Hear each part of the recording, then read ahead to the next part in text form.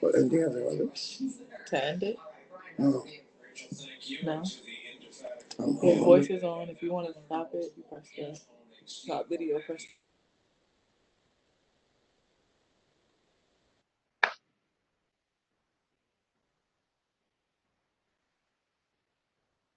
Give me a minute. I'm looking for this file so I can reshare it if that's what's going on here. We're gonna send it again. I'll send it again. Okay.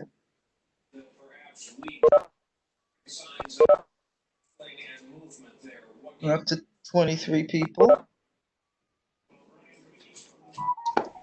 Okay. So just a preview of tonight's activities. We have the two pre-ULURP reviews so we can hear what the plan is, offer suggestions, maybe take a vote. It depends on how it all shakes out. Take a vote on recommendations, and the LPC application for demolition of 285 Kingston Avenue is postponed to December. And then the other one is 875 St. Mark's. We're looking for that file now. And that proponent, where's it from? Mesh? No, that's not Mesh Architecture. I don't have the name here. Not good. We'll go through it. They'll announce themselves and we'll step through it. So for right now, Mr. Palatnik, do you want to start your presentation? We have 24 people on who most of them seem to be board members, committee members. I'm hoping that the three people who have dialed in, first one ending in 92, can you identify yourself? Can you unmute yourself and identify? Can they unmute themselves?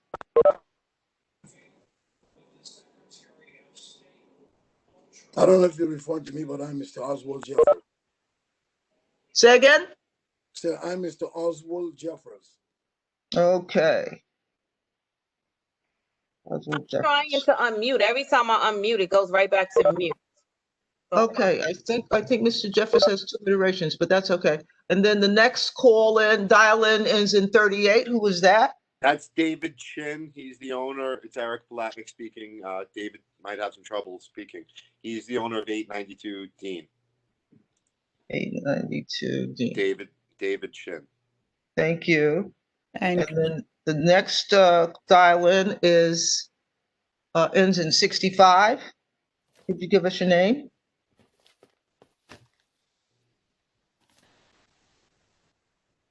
The person who dialed in from phone number ending in 65, can you give us your name?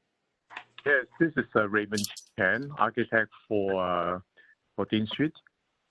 Thank you. Thank you. Okay, so Mr. Palatnik, I hope we have Ms. Young on the call so she can hear your presentation for your two pre-ULURP items. Do you want to proceed, Mr. Palatnik? I would love to. The first thing I'm going to do is see if I could successfully share the screen, if that's okay. And if I cannot, there's a young man named Austin Corey on the phone who's a scribe, and he'll be taking notes for tonight, which we'd be happy to share with the board after the meeting, so that you could supplement your own record. And if I can't share it, I'll ask Austin to try. But let's see if I could do it. I might be good at it today. Let's see. Okay, so there seems to have been some confusion on the house numbers for each site.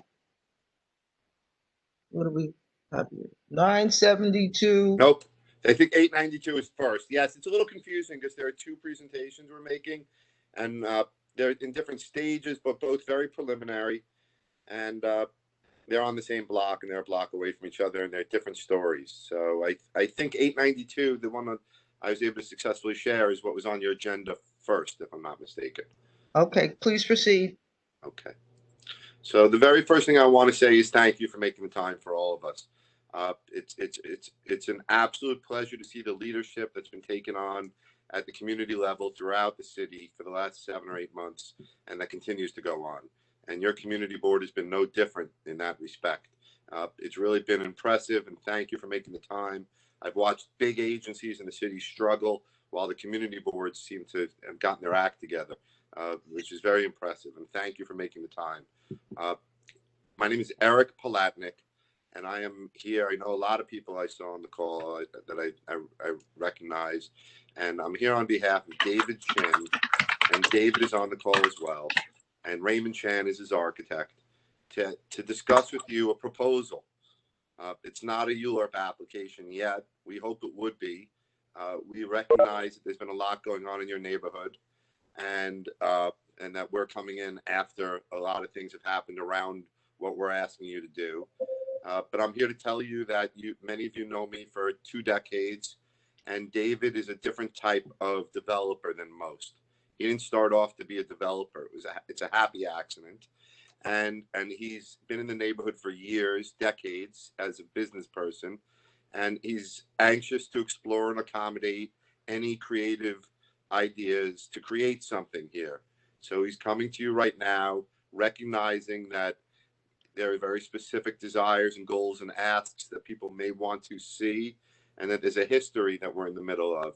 And we don't mean to be disrespectful of that by asking you. We're hoping actually that we could take it to the next step and to create what you've already done. Because I met Ethel just before, I've known her for years, but we met just before the pandemic. And she introduced me to what you've been doing with your restrictive declarations and the RFA. And I found that to be very creative, because it's a problem I've been confronting in land use applications all over the city, is a way to accommodate everybody's desires. And I was very impressed that that's what you've done. So with that as the backdrop, that's how we're coming to you. My name is Eric Palatnik, and we're here in a preliminary fashion. David owns the site, so you see there labeled site. It's of course on Bergen. You can see the location of it. It's between Bergen and Grand, and you all know that it's adjacent to a residential district along Classen Avenue. It's a conglomeration of properties that are identified here. The businesses that are in place. One is David's, which is an import-export business. The other ones are a party rental business and a restaurant, a food restaurant supply. You can imagine. Excuse me for a second, Yeah. Eric. Can you put your screen in presentation mode? And I would ask Ms. George or Ms. Neal to set people who are joining the meeting to mute on entry, so we don't get the beeping and the clicking for everyone who's joining as they come in. And whoever's typing, if we could get that noise quieted.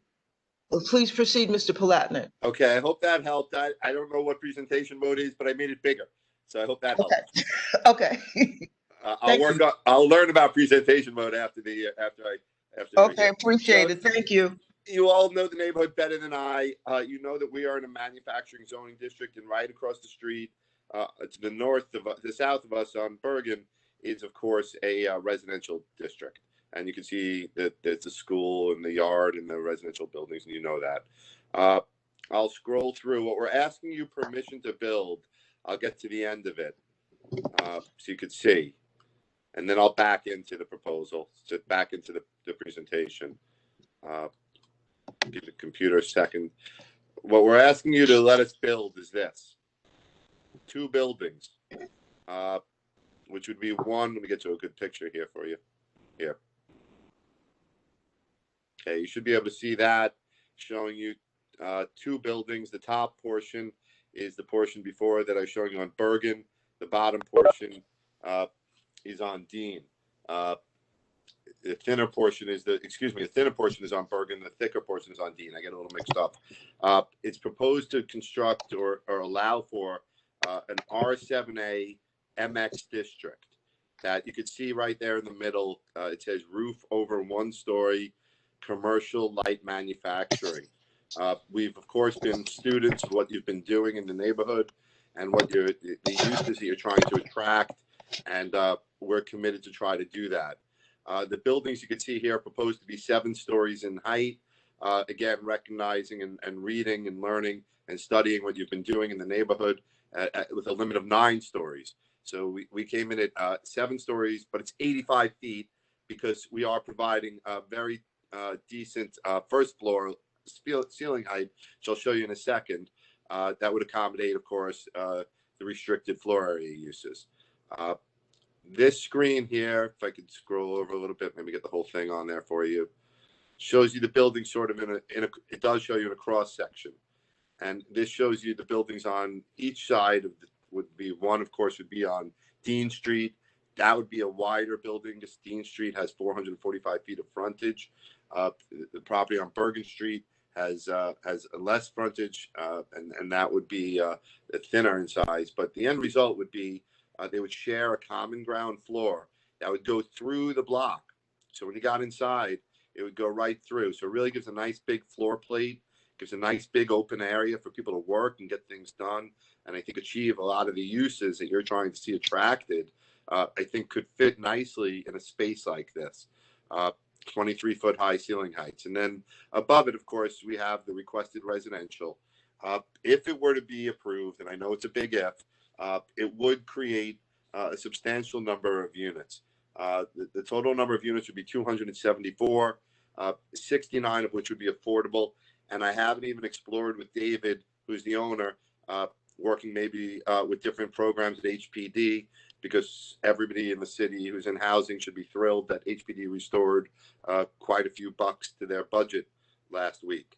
And that opens up a lot of opportunities for more affordable housing. We're committed to a deep affordability level. If you ever have somebody come in front of you that tells you they don't make money off of affordability, the deep affordability level, option 1, is what in fact does create actually more value for a property owner, believe it or not. They do better. They make more money. So we're happy to come in with the MIH program with a higher level of affordability. We're happy to explore different creative ideas to add even more affordability to it, recognizing that we are still, of course, have to substantiate an investment if you would even let us build it. But that's basically the overview to what we're asking you for. The rest of the presentation takes you through the neighborhood, which you probably know better than I do, but I'll give you just 2 minutes of the maps so you can see the maps at least and understand what we're asking you for. And then I could show you what we've learned and what you already know to be the case of the buildings around you that have been rezoned, or the properties, I should say. Can you just repeat the proposed number of affordable units? Yeah, 69 is the number of affordable units. And again, we have a cheat sheet we could share with you after the hearing, and we're taking notes also. So if you're making yourself mashugana, getting all the information, we have everything written down, and we can provide more in writing afterwards, so that you don't have to keep track. If I tend to talk like the guy in the FedEx commercial years ago. So with that as the backdrop, these are the maps that we're asking you to change. The left side is the existing. The right side is the proposed. And you can see there, right in the middle, where it says Dean Street on the left, you could see that our property is M11. It says it right in the middle between Dean and Bergen. And the right side is the same map. And instead of saying M11, it says M14/R7A. You'll notice on that map, of course, to the diagonal to the right is the other rezoning that I just spoke about, Pacific, which created the CBA that I'm very impressed with, which is, you know better than I do, which created the MX district, which is what we're modeling ourselves after, because we're watching what you're doing and we're hoping you'll let us do the same thing. David is anxious to do this because it's not easy to make a buck there. It wasn't easy to make a buck with the properties before this happened, and it's harder now. For him, his import-export business, things have really shifted. Everything has moved over to Kennedy Airport. There's a lot more distribution going on over there, and he needs to be closer to airports. And for the other businesses that are nearby that he's got in the spaces, these people are really not in the right spot for what they're doing. And everybody that's involved with this is telling David that either they'd be happy to keep some of the space in where they are right now if he gets the approval, because the MX allows for it. But they're also happy to relocate because they're there by happenstance, not because it's necessarily the ideal location for anybody. None of these businesses need to be there, and they don't employ that many people. They're mostly distribution companies, which involve truckers and a couple of people driving forklifts. They're not really jobs I think that I would be after, and I don't think you're after. But having said that, we'll keep going, and I'd love to hear your opinions. This map is a great map because, it's recognizing what's going on around us. It recognizes what you've rezoned. You could see it in the peach color, and you can see it in the purplish color, what you've done in the past and what you've created. These are just in the last couple of years. I know you worked really hard. I've read about everything. I saw some of the hearings, and I've spoken to people, and I know you're trying to create something. And I can't emphasize enough. We're here to recognize that and try to create something with you. This just gives you the idea of what you've created, but for those who are not aware of it, showing you the idea of the M Crown concepts and maps and things that have been created by you that have set a framework for what we're all trying to do. We've all watched what you've done for decades. We've all been a student of what you've been doing. I can't say it enough because your neighborhood is such a critical neighborhood, I think, to New York City, and it is so blossoming and continues to blossom every year.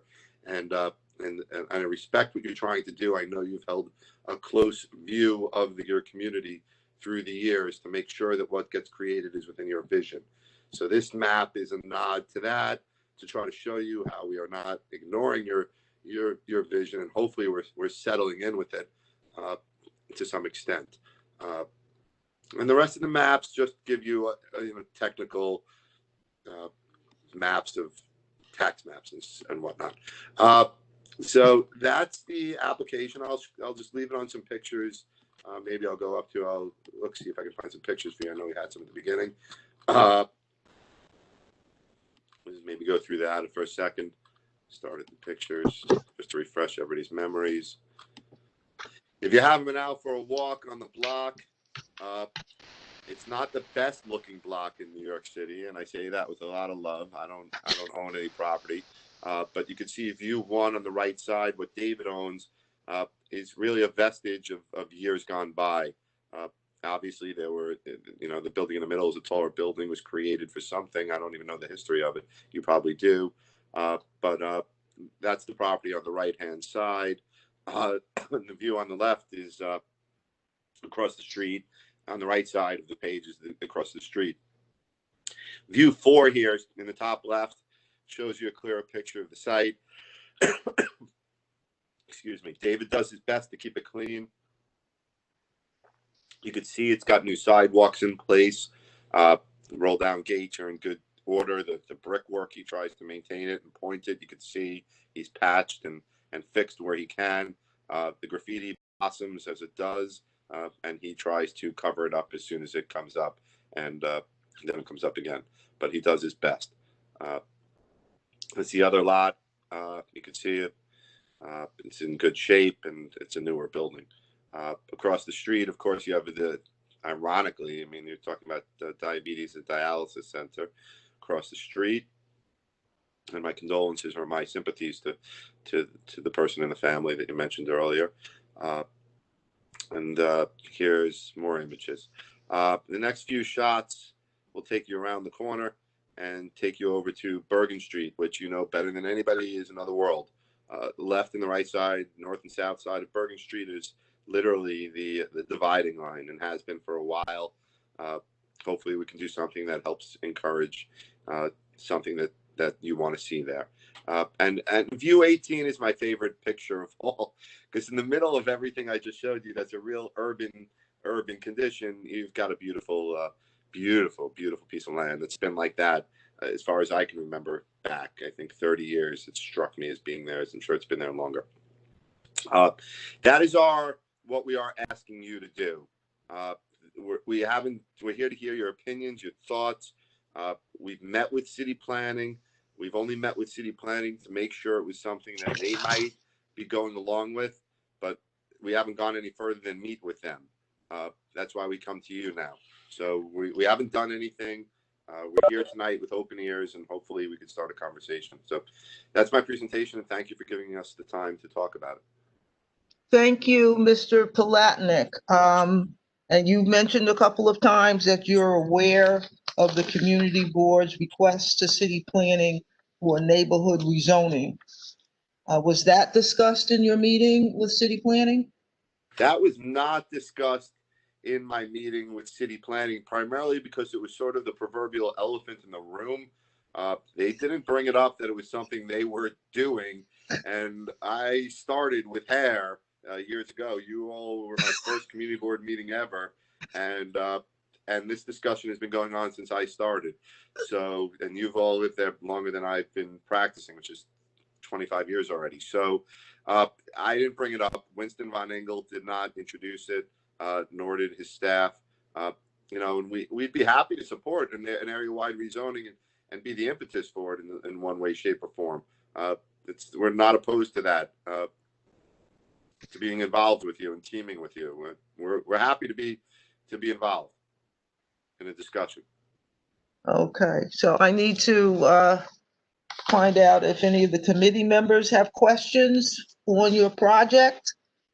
Committee members, do we have any questions for Mr. Palatnik while we have him?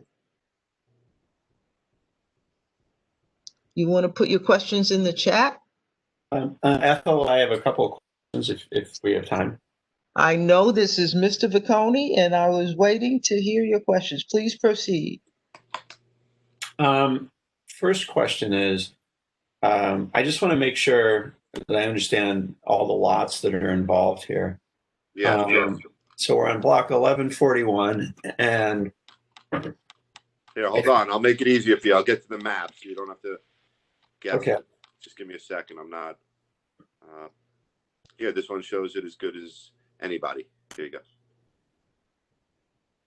Okay, so I think, I'm just going to read these off and you tell me if I'm missing anything.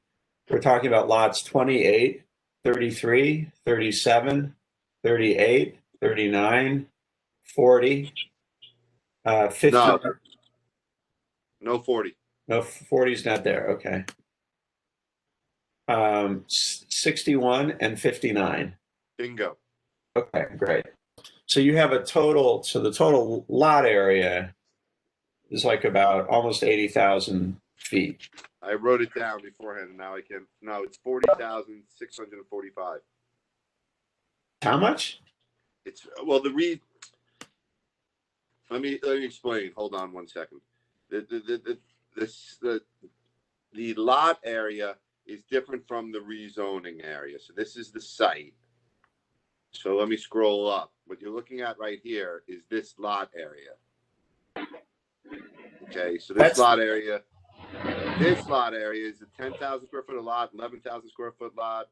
Yeah, 40,645 square feet are these lots.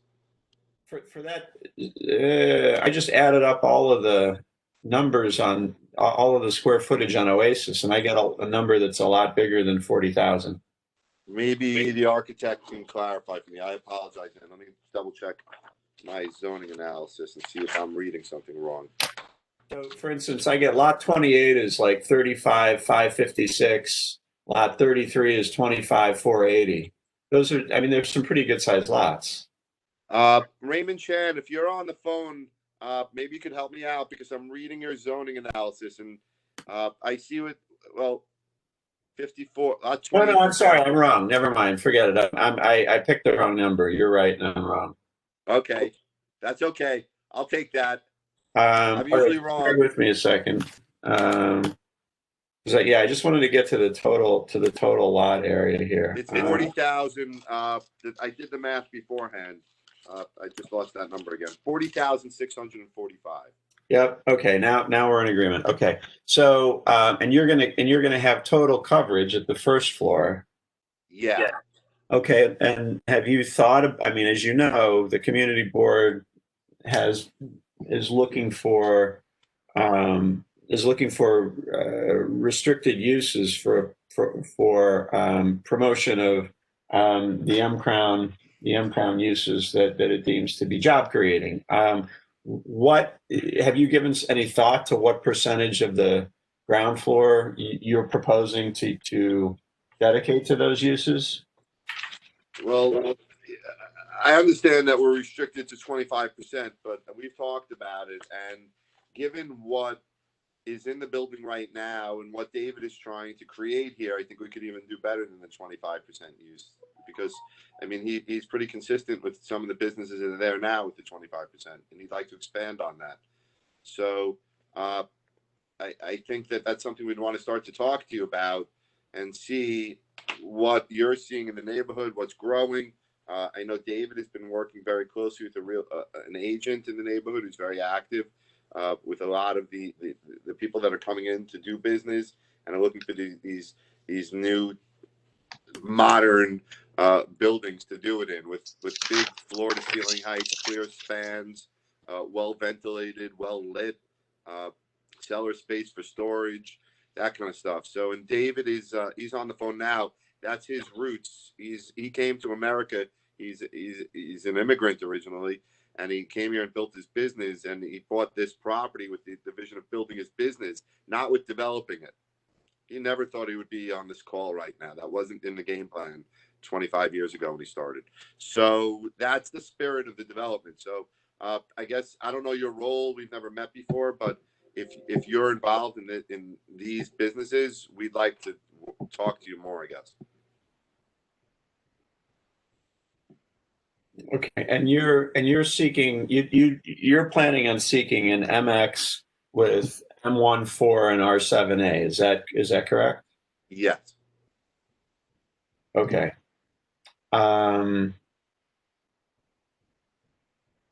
Okay, I'm sorry. Once again, you said the total number of units of residential units you have. The total residential that's just penciled out now, because this is just, you've seen the plans level. It could probably accommodate about 274. 7 stories tall, about 274 units. So it's a lot of units can get built with a lot of affordable units. I mean, nearly 70 affordable units. And again, What is the average size of the 274 units you're anticipating? The average. Peter Raymond, did you do any sort of calculations on your unit density when you came up with these numbers, or did you just, I'm looking here, number of units. It's Raymond. Yeah, we're actually using the zoning code right now, which is 680 square foot per unit. So some unit will be bigger, some unit will be smaller, but averaging out is about 680. Yeah, but the better number might be for you to go with, because that number on the units, we haven't really flushed it out because I don't know what your desires are. Sometimes they'll go into community and they'll say they want to see more larger units and they want to see more smaller units. That's part of this conversation. But just so you know, there's nearly 190,000 square feet of floor area available. Excuse me, of residential floor area. Yeah, 186,000 square feet of residential floor area. So we have floor area to create most configurations that you would want to see of the unit mixes. Okay. Yeah, please go ahead. I'm sure you have other questions. Go ahead. Well, it's kind of preliminary, but I mean, one of the things I want to highlight that I think we'd have to think about in supporting something like this is that I would expect that the zoning boundary that DCP would want to see here would extend to Classen Avenue and take in that block face on Classen Avenue. And while I'm just thinking out loud here. I mean, what that would do is, the idea that we could get that you're interested in accommodating the M Crown uses on the ground floor is good. Unfortunately, right now, as you mentioned, our only tool to accommodate something like that and have the binding is the type of structure that we recently did with Grand and the Grand Pacific rezoning. My concern here is that I think your zoning boundary would end up extending to Classen Avenue, and we would have no mechanism to get the same type of commitment from the other properties around you. And I just think we'll have to think about that. I mean, you know, you had mentioned you're potentially interested in going above what we have sought in terms of use restrictions, and maybe, you know, we would be more comfortable. I don't know. I mean, it might be possible for us to get more into your building to make up for what we would not get in the other sites that would be taken into your rezoning. That's just a thought. So, and I'm glad you said that. And let me just toss one idea back at you, which is, I don't know what's driving the thought that we would have to go to Classen, because as I mentioned, when we did sit with city planning, we met with them before you, and this is the map that came out of that. So I don't know if city planning would force us to go to Classen, or if it's something that you would desire to see, but they wouldn't be, and that's what I'm just throwing that out there. So that you think that they would be willing to just rezone the lots you control? Yeah, we talked about that for a little while during our meeting with them. That was what, unfortunately for Ethel, they did not speak about your desire to rezone the entire neighborhood, but they did speak about where they wanted to draw the lines here. So that this was done with their input. So if your concern is that they might force me to bring the line to Classen, that might not be the case. Maybe they just didn't realize it when we spoke the first time, or maybe it didn't, you know, maybe they'll rethink it, because that happens sometimes when it goes through other people. But as of now, this is what we've created. It's been our experience with the other rezonings in the zone. But yeah, no, I see your map, and so it looks like that map goes beyond lots that you control, but not onto the lots on Classen Avenue. For the most part, I get a little messy in my calculations here, but it does over. We don't have 400 feet on the Bergen Street side. Hold on, let me just. You know, we only have on both sides. We have 95 feet on the Bergen Street side, and we have 275 feet on the Dean Street side. So you can see here the map extends further. So I don't know if we did. I was trying to study this before because I thought you might ask this. I don't think we did an overlay map that shows you what's in and what's out on this map, which would really help you. But that was part of the discussion with city planning. I remember getting to this width of 445 and 400. So it would take in other lots that don't include just ours. Right. And I'll get you more clarity on that, so you can see it now that I see what you're trying to focus on. Yeah, So it you looks can see like the map. Right. I mean, it looks. I have to guess because the map doesn't show the lots, but it looks to me like it probably goes to the lots that front Classen Avenue, but doesn't include them. Right. So it looks like there's a couple. The other lots would be lots to the east that you don't control. I think that it looks like it's drawn around the lots on the west. It looks like it's drawn along the lots you control. Yes. Eric, do you mind if I say something real quick? Oh, please, Austin. I was about to mention Austin is, in addition to being the scribe, the cartographer. He wears a few hats. So go on, Austin.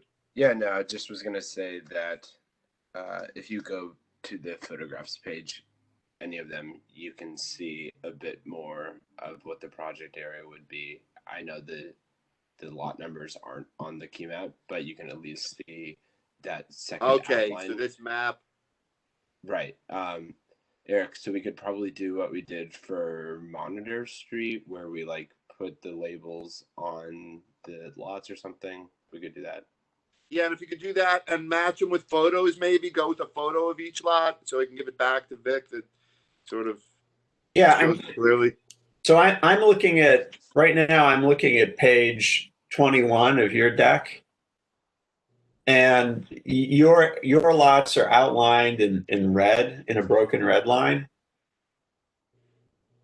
And it looks to me like the lots to the east are part of the zoning map, but they don't go up to Classen. You see what I'm saying? Yep. So we usually outline it in red with the red dash line because that's what DCP, those are their standards on. So it looks like your zoning area would take in lots 40, 41, 56, 55, 57, and 58, which are on Bergen Street and Dean Street, but not Classen Avenue. I'll double So check that. I think that's, yeah, from our end, that's definitely worth a conversation with city planning. But okay, I understand. I think just to confirm that, but I think I understand what the intention is. All right. And by the way, I was dyslexic a moment ago. I told you Vic. I mixed up Gibb and Vicconi. I apologize. That's all right. I've been called worse. I apologize. Other committee members with questions? Yeah. Just to clarify, we're not voting on this rezoning application right now. This is just a preliminary discussion. Yes, this is a pre-ULURP Uniform Land Use Review Procedure discussion. Okay, As you, I'm pretty sure you recall that we have the M-Crown proposal on hold for lack of budget funding. Unfortunately, we have people who are anxious to proceed, as Eric opened up with saying it's been a while since we've been looking at this process. When we started this process, our current Attorney General had the position of council member for this district. And she was beating the bushes for money to do the environmental studies that would need to be done for a neighborhood rezoning. But I'm taking up your question time. Once you finish with your question, get an answer, I want to ask Mr. Plotnick about the environmentals that would be required for his process. What was there before in particular? But go ahead, Ms. Laser. Thank you. Thanks. So I am a member of the community board, but also a member of the Crown Heights Tenant Union, and I'm a tenant. And so I am very glad that you mentioned that the MIH option you're focusing on is option one, the deep affordability option. Yeah. Yeah. So I guess I don't know if this is so much well, I do have a question about the expected affordability of the other units that would be likely to be built, but definitely I would say there would be more support for the deeper affordability, right? Just as you said. Yeah. And I guess I would also say that the tenant union membership, and also just a lot of people who you will talk to in the neighborhood, will tell you that part of I guess when you're making decisions about the unit size, there's some concern that a lot of the housing that's being built in Crown Heights is not necessarily conducive to people trying to build roots in the community, build families, people who are intending to stay for the long term. So the more that the units built can be of the type that, that people could envisage living in for a very, very long time, would be, you would get a more positive reaction with those. I'm glad you said that, because what we've been doing, I've been doing this for, as I said, a long time, and we know that in order for buildings to be successful, just the building has to be able to accommodate people at various stages of their life. So I think what you've witnessed and what you've seen is probably smaller units, I think, that don't let a family grow in place, because a lot of these apartments are families that are coming into place, or they're not built for seniors, which is another opportunity when you talk about. I don't know how much you're trying to accommodate affordability for seniors, but the city offers an heirs program, which is a very good program to explore, that we could talk about, that offers age income restricted units. But all these things you're talking about, we think make for a better building. and you'll meet a gentleman that we're working with who's been studying the marketing for the building to understand it a little bit. And now that we see if we have a little bit of traction in it, we can start to pencil out what it's going to look like with the input of you and the person that we're working with, and start to give you back some numbers so you can start to see what things are going to cost. We'll have a better understanding of what we're going to be able to build, and then we can figure out what it's going to cost. So we could get to that point with you and include you in the conversation. Of course, ultimately, the market rate apartments are going to be market rate. I mean, that's the nature of market. But I think what we can really control is the affordability component, and give you an estimate or a guesstimate of where the market rate apartments are going to be. We are building, and what I keep trying to say is we're building for the neighborhood. We are not trying to create something that is not a product for the community, especially in light of COVID. We think that people are staying where they are, and they want homes, and they want those homes comfortable. And we don't bet on a migratory pattern, I think, that you used to see in the past as much. So that's what we're coming to this with, in that attitude. So thanks for your input, Sarah. I have a question. Yes, who's speaking, please? Yeah, I'm Albert Appleton. Please proceed. You said that the M Crown was on hold for lack of funding. Yes. Okay, so we don't have any idea of like when that would start to commence again, right? Like maybe next year, like end of next year or 2022. Do we have any type of lead on that? I think we're looking at fiscal year 22. I'm not sure. Okay. And my next question is, you mentioned that you were submitting a ULURP application. I noticed on the tabs on the screen, I see 892 Dean Street, I see 922, I see 972 and 974. Are you submitting a ULURP application for multiple lots? No, it's a big coincidence. What happened is right after David called me, the next person I'm going to represent in the next application has got an existing warehouse building down the block.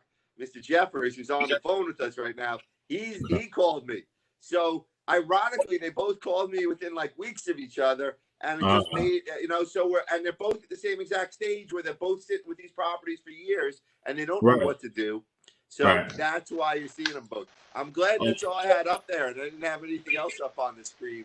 Okay, right. So like the reason why I asked that is because I'm the owner of 863 Dean Street, right? So I know usually when you submit a ULURP application, sometimes it's advantageous to try to get as much lots as you can. Would it be to our advantage to add more to make the ULURP application more feasible to actually go through? And, if we added like another lot to the application, like 860. Well, that's why we're here. That's why we're having this conversation. And I'm not the guy really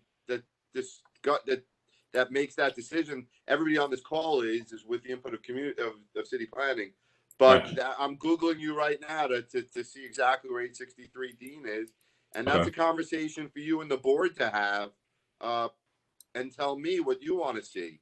Let me see. I'm getting my bearings here for a second.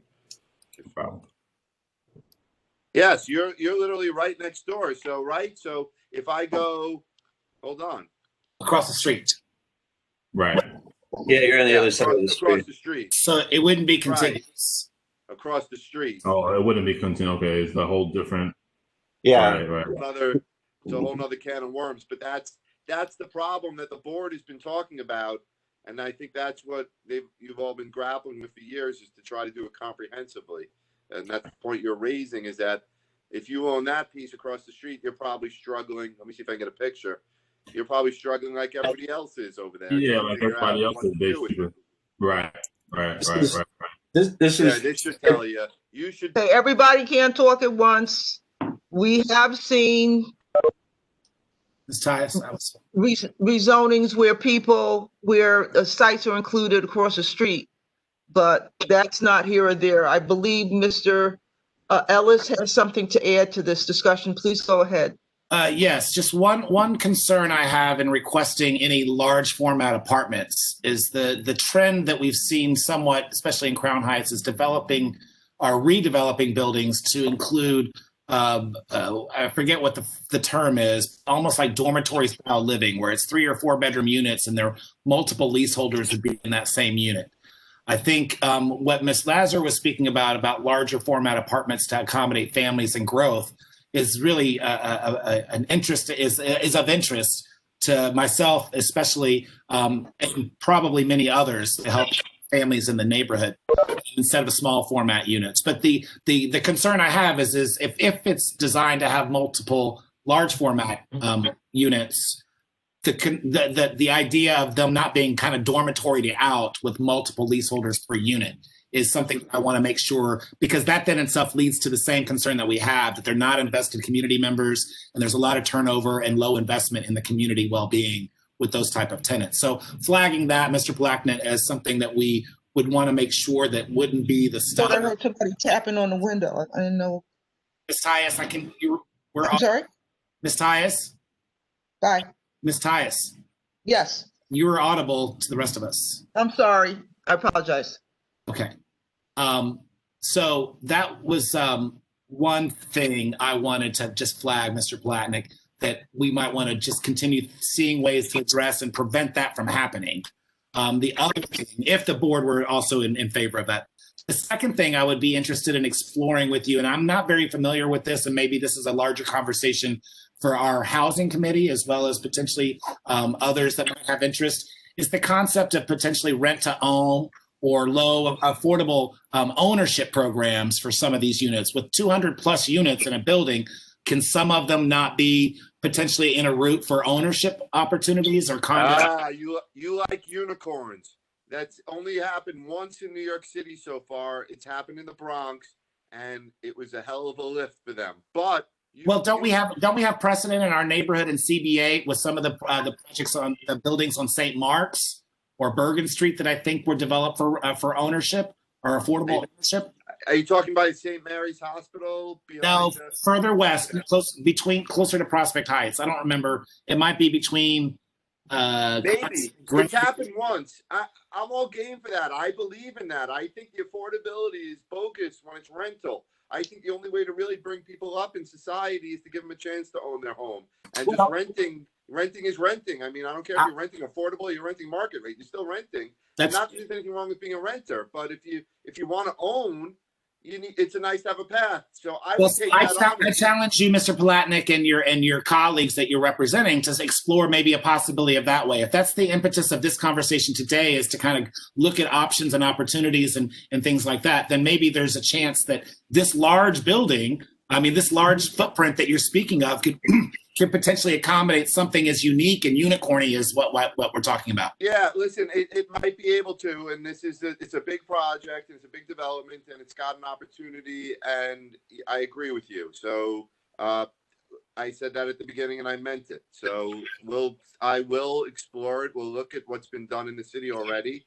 and I'd like to engage and continue a conversation with you, James, on that point, and with each of you that have raised points. And like I said, we'll only be successful. I can't hear. It's distracting over Mr. Platnick. Sorry. Can you say that again, Mr. Platnick? I was going to say we'll only succeed if you support us. So these ideas that you had with restricting the use so that you don't have a dormitory type of use, we're all for that. That's not what we're after here. And if we can create an affordable program that does have a home ownership component, we'll start that discussion with HPD. We're going to be winding our way through city planning for a number of years. So we've got some time to sit and talk with HPD, and we're happy to do that. And you carry a lot of clout, because this goes back to the beginning, and I'm not blowing smoke up all of you. You should know that the restrictive declarations that you're willing to create are groundbreaking, because they allow a developer to figure out what they can do, and they can agree to you, and you can get what you want. So everything you're saying right now, if we study it and it makes sense for us, we're on board with it also, and we're happy to memorialize it. the way you want to Well, memorialize. it would be nothing more spectacular than being one of the first pioneers and of doing such a thing and creating a model that makes sense and is profitable for both developers and all that stuff. So I challenge you that, Mr. Palatnik and your team, and I will now give back. Who else on the Land Use Committee has questions? And if none, we'll go on to the next. Ethel, if I could, I'm sorry, I wanted to just jump in with a couple of responses. Yeah, Mr. Gibb, I just want to say there was a question in the chat, Ms. Tyus, as well, that you need to address. I'm sorry, I know at least one building on Washington Avenue that's a rent to own. That's from Sarah. Okay, you have, Ms. Zalou, do you have a house number for that building on Washington? It's not our community district, as far as I know. No, I don't think I had a question. I think it was higher up in the chat that somebody had a question. Maybe it was Tasha Young's question. I'm not seeing this. You scroll. I could read it out. The question from Tasha Young was, hello, everyone. Who are you working with to market deep affordable housing? And that's Tasha from Lori Cumbo's office. Thank you. We have not teamed up with anybody yet. Thank you, Tasha, for asking us, and tell Councilwoman Cumbo we all thank her because she's, of course, doing a great job leading everybody. We don't have an affordable partner yet. We're happy to start that conversation. We were going to come to your office next after we spoke with the community board because we didn't want to put you in the awkward position of seeing something before the community board saw it. So we would love to come and sit with you if that's okay and go through things with you. Thank you, Mr. Palatnik. Appreciate that. Ms. Young, do you have any other questions for Mr. Palatnik? And then we'll go to Mr. Vicconi after Ms. Young asks her questions. You can unmute yourself. Can she unmute herself? Hi, good evening. Can you hear me? Remember, she had to leave at 7, so she's not on the call anymore. Okay, thank you. All right, now I think you it's hear me? Mr. Vicconi, Hello? and then there was someone speaking. Who is that speaking? This is Lucian Allen, also from Majority Leader Cumbo's office. Okay, so you're speaking for Ms. Young. Go ahead. Yes. I'm sorry, and you, she didn't have any other questions besides that, but I was hoping to get a copy of the presentation if this is possible, just so we can have it for our records. Yeah, definitely. After this meeting, we will actually reach out to you to maybe ask for another call with you, with your office, if that's okay. And we'll also send over to you a copy of the presentation. Definitely. Okay. That sounds great. Thank you. Okay. So I think Mr. Vicconi is next. Yeah, so I wanted to make two comments and then a suggestion. The first comment regards trying to get other lots into this rezoning. I think doing that presents challenges for the community board in this context, unless all of the owners are interested in making the same kinds of commitments for restricted use. We had a little bit of an experience with that on Grand Pacific where we tried to bring other owners in and it was difficult. And it ultimately didn't work out. So I think that right now, it's possible to do, but I think it makes doing this type of a project for the community board more challenging. And the second comment I wanted to make was about affordable home ownership. I don't know that to be compatible with MIH. I don't know there to be any MIH options that support home ownership. It might be possible, but I don't know that. Maybe Mr. Palatnik does from the Bronx, but the units that Mr. Ellis mentioned on Bergen Street and St. Mark's Avenue in Prospect Heights were built long before MIH in a time when there were a different set of subsidies.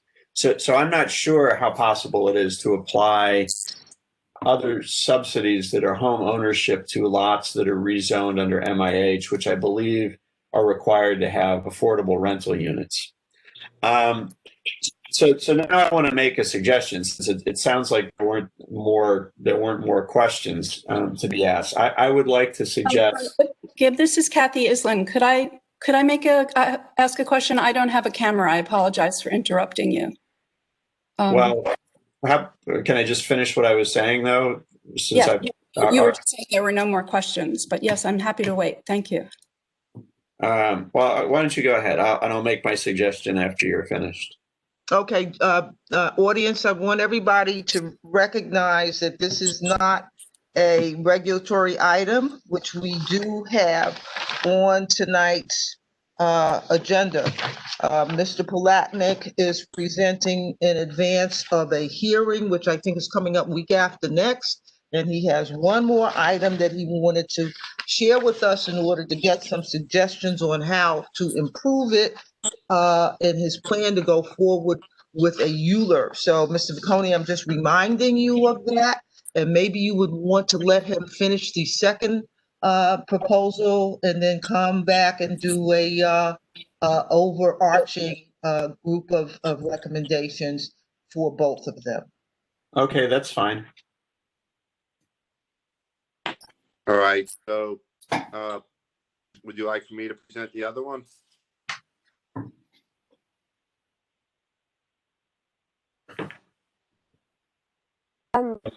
Would it be appropriate to have Kathy ask her question?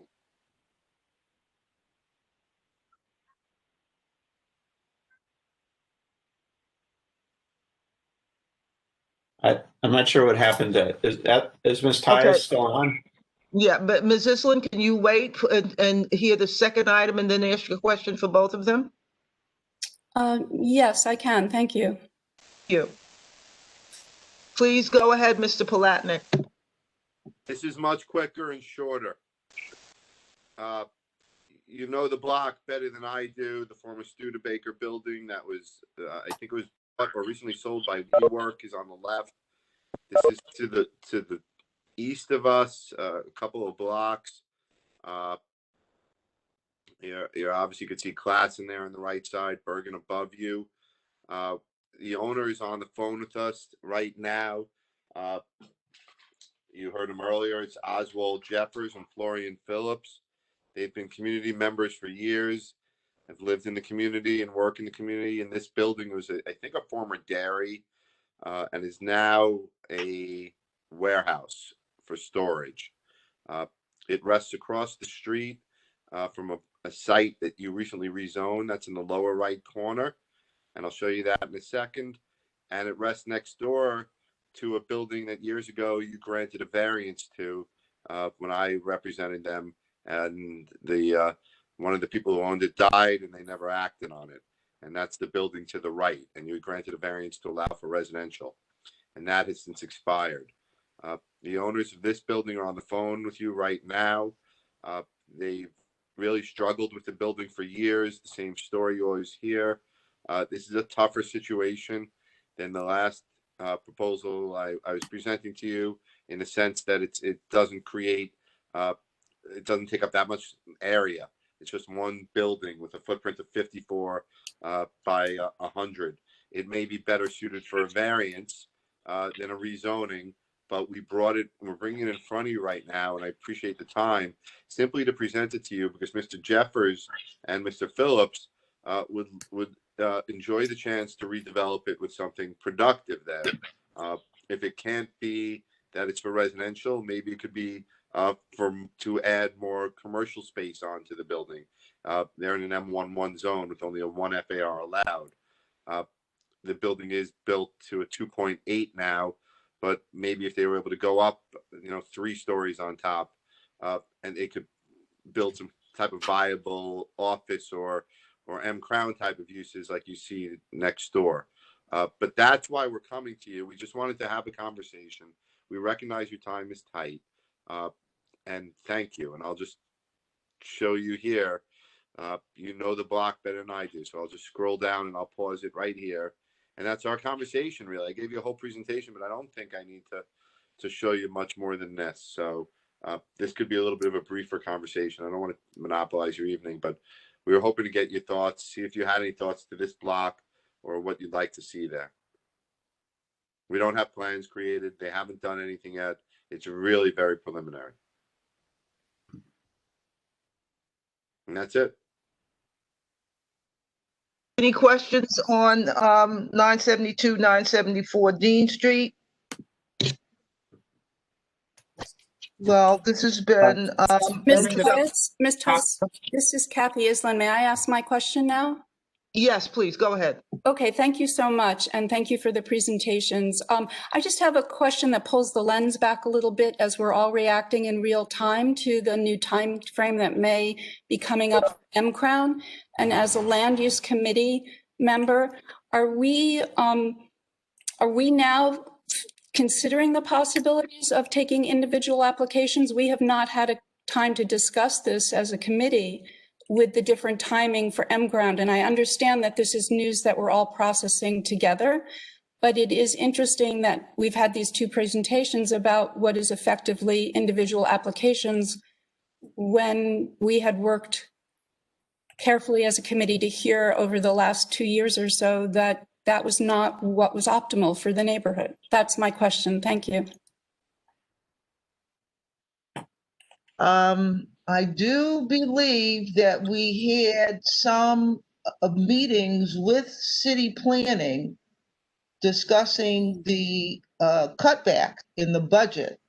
And they are still in the process of doing community outreach. In fact, we have dates coming up where they're proceeding with this community outreach for M-Crown under the assumption that it will eventually be funded, but they're not sure now. And their excuse for entertaining private applications as we go through this period of unconfirmed funding, I think we have 2 meetings coming up. The dates slip away from me now. They're early December. Ms. George, do you have those dates on your calendar? One's December 14th. I'll get the other one for you. Okay, so we do have those coming up, Kathy, and everything is a toss-up. And I did want to close out on these 2 presentations by reminding private applicants that to build to the maximum ROI that they be seeking, they will be planting their feet on ground infrastructure that is likely not going to accommodate what they want to build to the maximum that they may want to build to. So that's the utilities and the city-owned infrastructure. It's not going to be ready.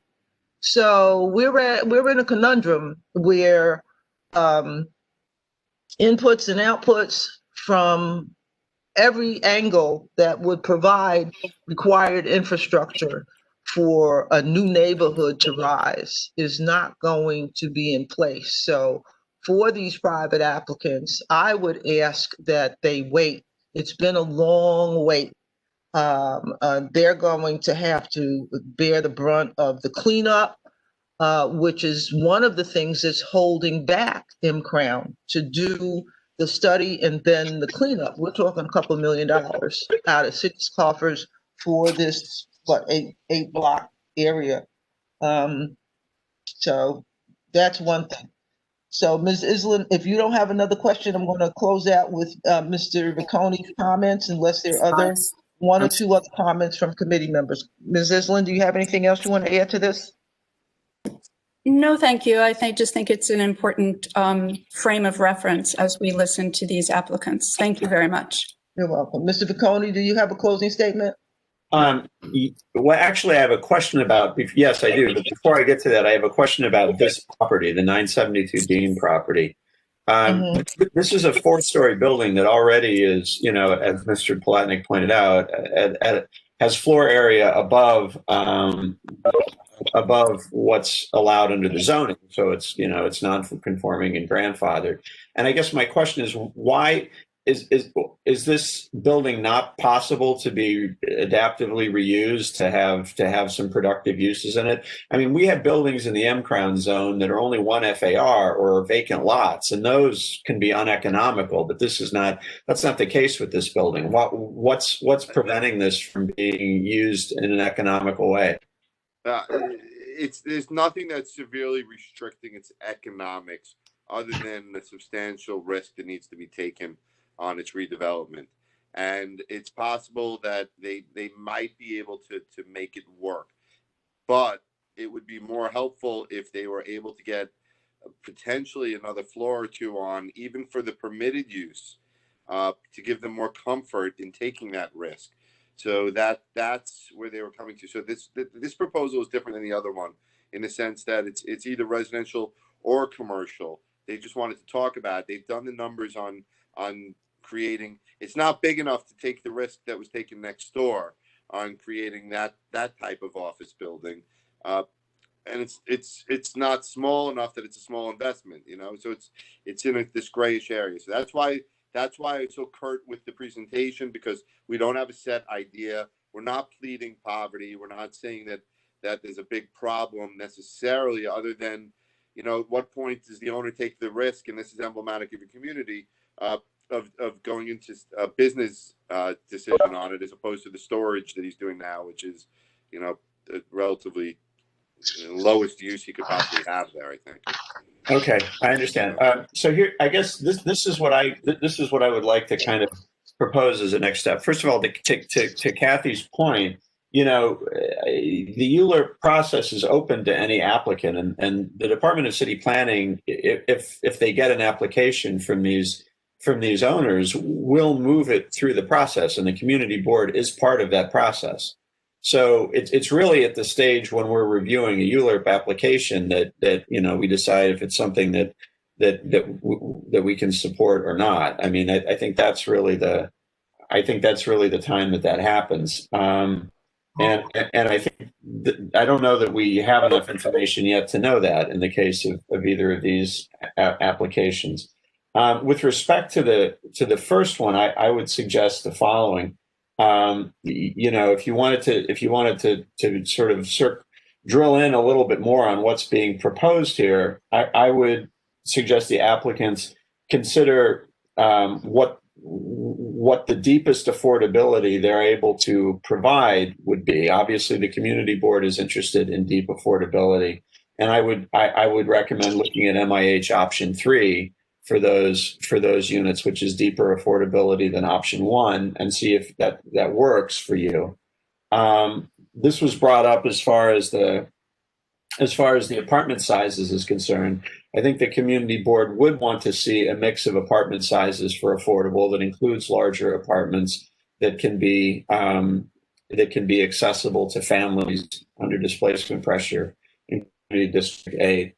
And then third, I would say consider increasing the FAR for M Crown uses to make up for the loss of the other lots in your rezoning area that where we would not be able to get I'm assuming we would not be able to get an agreement from those property owners for M Crown uses. When I did the numbers on those lots and added it, up to yours in terms of to make up for those lots, I think you would be close to, you'd be a little bit over 35% for M Crown uses on your in your area that would make up for the loss of the ones in the other lots that would be part of your rezoning area. So I would like to suggest that the applicants or the prospective applicants think about those three things and then perhaps come back and have a follow-up with the community board.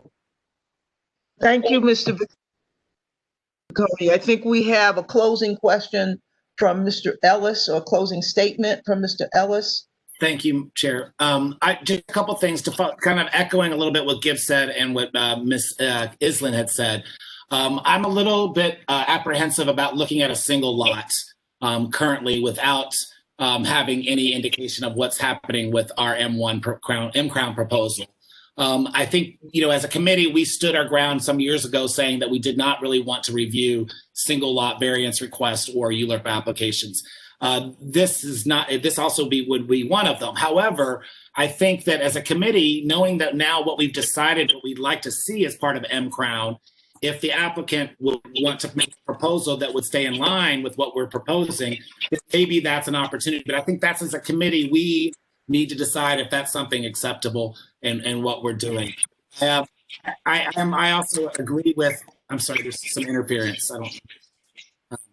I think I agree with you saying that this building seems like it has more opportunity at 972 because of it being above the FAR allowable currently.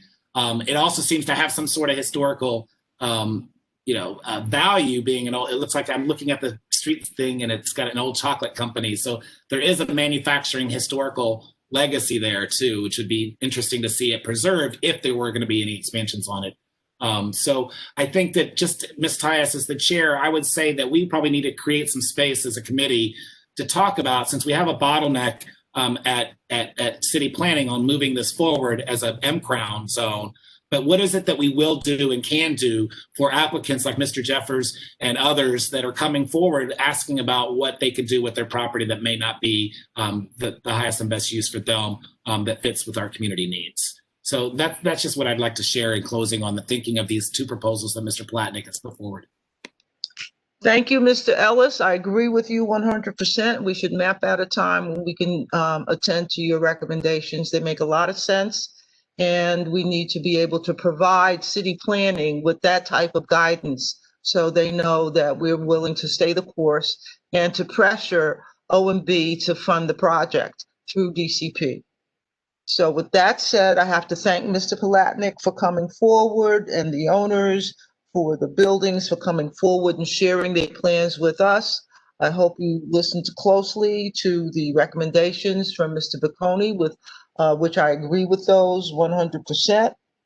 And I don't know what your plans are for going forward other than meeting with Council Member Majority Leader Cumbo. I believe Mr. Allen is still on the line. Please keep us abreast of that. And I asked Mr. Palatnik to send the materials over to Council Member Cumbo's office so that she can see for herself what you're trying to bring forward, and maybe even include some of the recommendations that you heard tonight.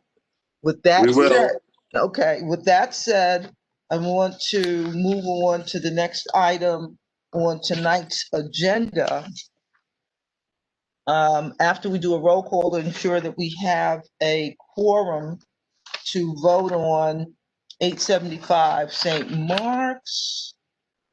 I'm sorry, sorry to interrupt. Can I just next regulatory item. So I want to do a roll call now and see who's here to vote on that. Princess Ben James.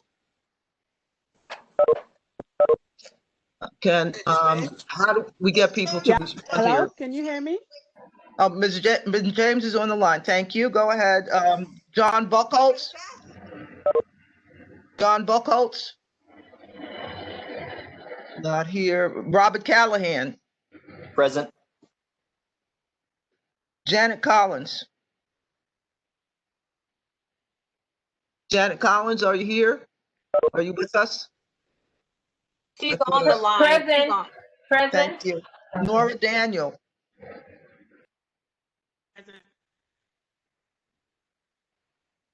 I thought I heard a whisper. Nora Daniel? Thank you. You're very faint. James Ellis, I know, is here. Kathy Islin, I know, is here. Kevin Farley is excused. Fred Frazier is excused. Najani Granville. I believe I saw her. She's there. Yeah, she's just muted, but she's there. Okay. Zazima Jordan. I thought I saw her too. She's there. She's muted as well. Okay. Peter Crassus. There, they miss me. Peter Crassus? Was that him? Peter's on with bad internet service. Okay. Sarah Lazar is here. Sherry Norton. Sherry Norton.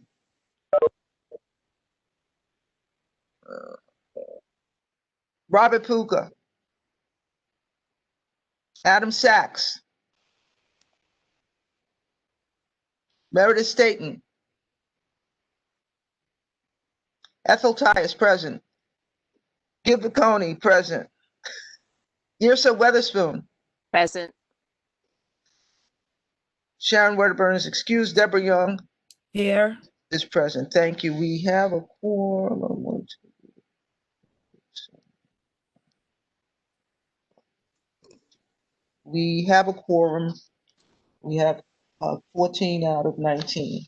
So we will proceed with agenda item 875 St. Mark's Avenue, the Crown Heights North Historic District. The application to legalize work is referenced in the following in landmarks violations, and they're enumerated in the materials in the invitation.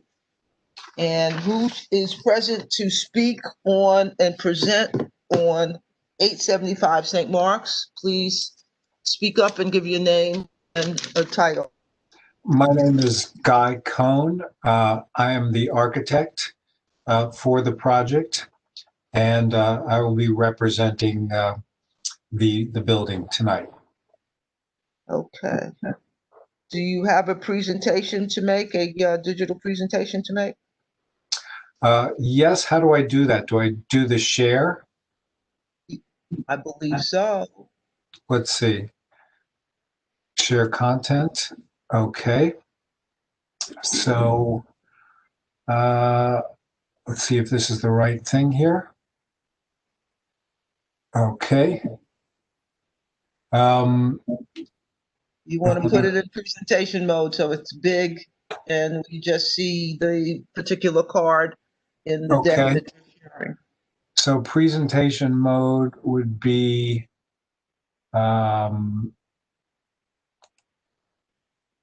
I see you, I see everybody. Want to make it bigger? Let's see, how do I do presentation mode? I can't tell you from here. I'm so sorry. Okay, let me see if I can escape from this for a second and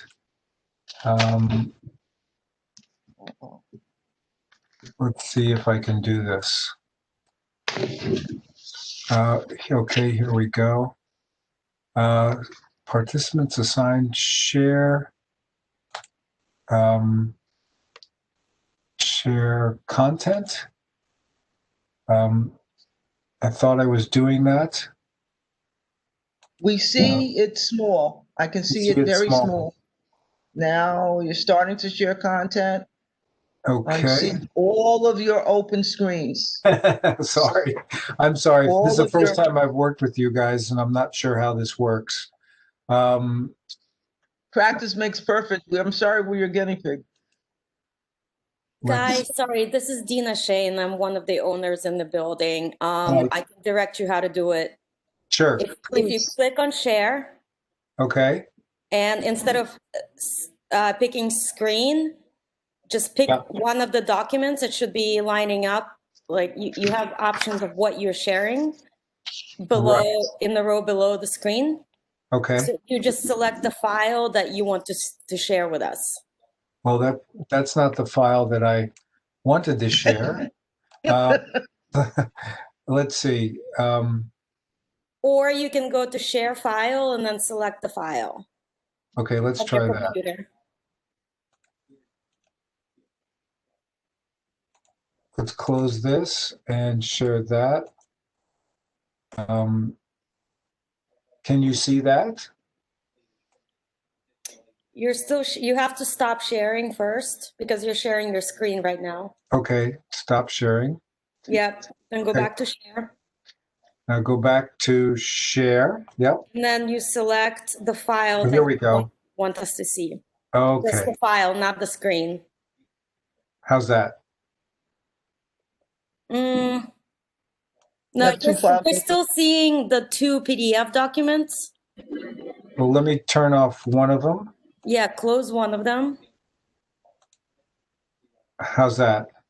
and then enlarge. You have to enlarge, go to full screen on your document.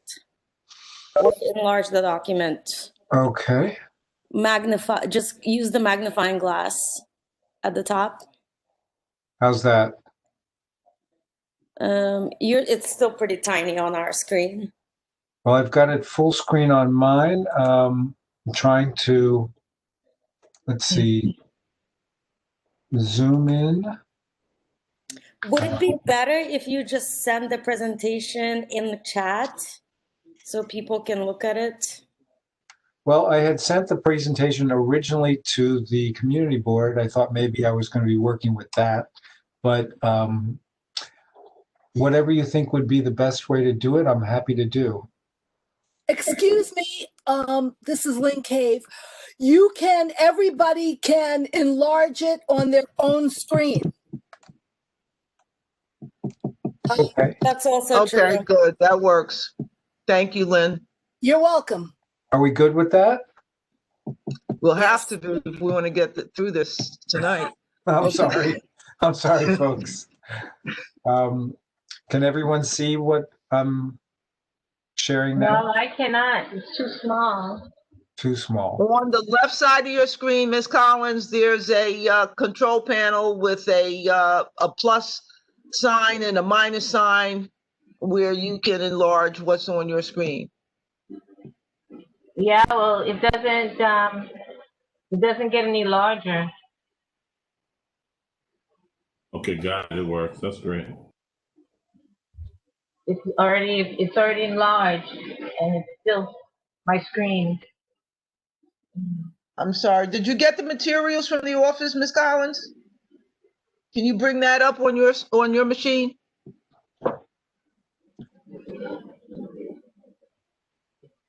Am I the only one that can't see this? I didn't poll yet. I know I was able to enlarge it on my screen. So.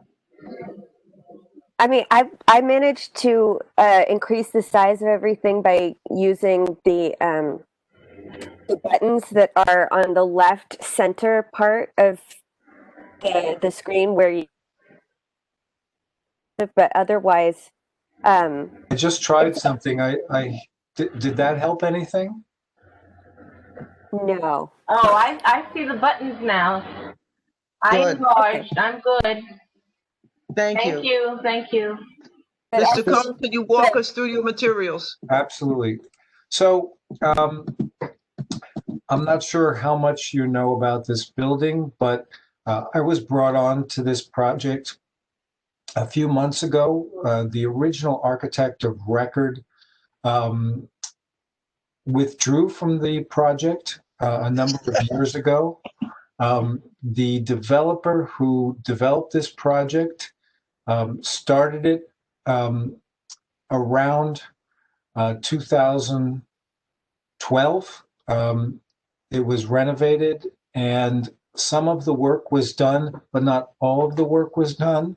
The current owners of the building bought into the building with the impression that the developer was going to complete everything, get the certificate of occupancy, and he had taken all responsibility for doing that work and seeing it all the way through to the end.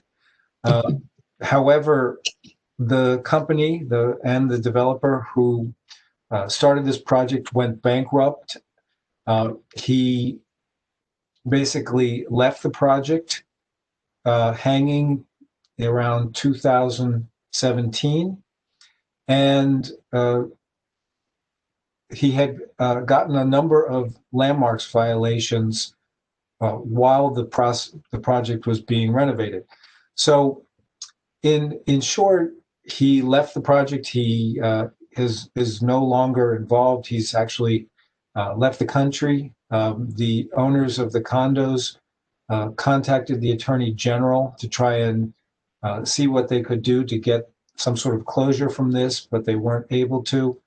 And there were a number of landmarks violations that were incurred while the project was done, and those were never resolved, and the C of O has also not been completed.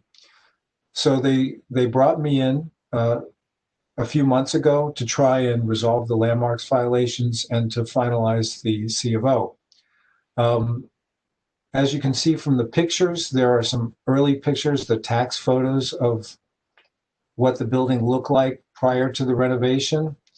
And you can see it's really not that much different than what you see now. However, there was a number of things done, such as the windows replaced, repairs done to the front roof, paint that was removed from the front base, some pointing. Generally, the scope of work is outlined. I don't want to bore you with all the various details unless you really would like me to walk you through each one individually. But we're about to submit plans, and we've been in contact with Landmarks to try and rectify all these issues. Now, in some cases, Landmarks is perfectly on board with some of the work that was already done. For instance, the front curved windows, the rounded windows on the turret, they were done properly. There were details that were submitted, and those were done properly. There were a few outstanding items that are still left over, such as a mailbox in the front and a fence in the back addition that are still under discussion. For instance, there are other things like the original bays that were not done the way that the original drawings for the landmarks permits portrayed. So there's basically, I'm trying to give you a broad stroke of, paint the picture in broad strokes as to how this whole thing kind of happened and where we are now. So with that being the case, we've been in discussions with Landmarks to try to resolve some of the issues, to try to find out if Landmarks is willing to accept some of the things that were done differently from what the original permit drawings portrayed. And we're going through the process of there are certain things that Landmarks agreed that they would accept, but there are other things that go beyond the staff level approvals that Landmarks would accept, and that's why we're going through the public hearing process. So with that said, as kind of broad strokes of where we are with this project, the first page shows the pre-renovation photos of the building. You can see, if I can, I'm going to zoom in to details 3 and 4. These are sort of the main bones of contention in this project. These are the best photos we could get. I'm sorry that I can't give you anything better. We did the research. We tried to find out if we could find old pictures, but this is the best we could get. Landmarks provided this to us. You can see that these bays on the side of the building had some pretty detailed stick work, details around the lunette windows and metal paneling on the roofs and some of the overhangs. And from what we can tell, all that was stripped off. So that's one of the main bones of contention here. You can see from, and I'm going to zoom back out here, the views of the building now and what you can actually see and can't see. Those bays are really not very visible. You can see from even across the street, it's hard to see those bays because there's trees in the way, and the church, which is right next door, is very close. So they're not very present. As much as we would have loved to have had those things replaced the way they normally were, we're concerned about the cost and the expense and the disruption of having to rip out what's there and replace it with a very ornate stickwork and metalwork bays. So I'll go back out here for a second and go to page 2. As you can see, there are some details. I have to explain to you that some of the details here are repetitions from the earlier landmark set that was approved and then never completed completely. So I've got details in there from the old landmark set, and I've got details in there from the new landmark set. And the reason being is because I will be superseding the architect of record when I take over this job and I file the continuance of the Alt 1, the alteration type 1, which was the original application to convert this building into condos back in 2013. One of the things that is a little different about this is that we're right now asking to supersede. I've got a letter in, and we've got a request in the building department for me to reinstate the application, the Alt 1, so I can supersede the applicant of record. But the first step for us is to get landmarks and your approval, if you agree with us, to allow us to move forward and present this or get certain things accepted, which were done prior to any of the owners being in the building, and landmarks acceptance as somewhat of a compromise, let's say, to what was originally there.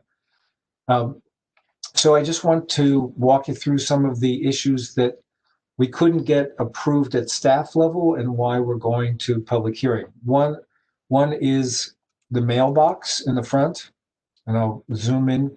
Can everyone see that picture there? Yes. Okay, so the original developer put a mailbox in front that allows packages and larger types of mail to be delivered to the building, because the vestibule was very small and you couldn't put anything larger than a regular small mailbox in there. That's what I'm sort of assuming the reasoning behind that was. And Landmarks changed their rules just recently in their recent reiteration, or their rule changes that allow freestanding mailboxes in certain circumstances. So what we'd like to request from Landmarks and from you is to allow us to keep the mailbox there, especially these days when everybody's getting packages, during the pandemic.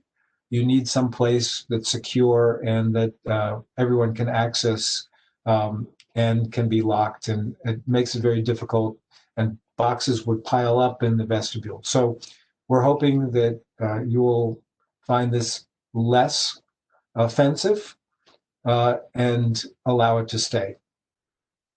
The other thing that we are proposing to do, and I don't have a great picture of it except for I'll zoom in. One of the issues was that if you can see down here, I'm not sure if my cursor is showing up on your screen. Hopefully it is. Let's see. Does everyone see my cursor down here? I can see it. Okay, good.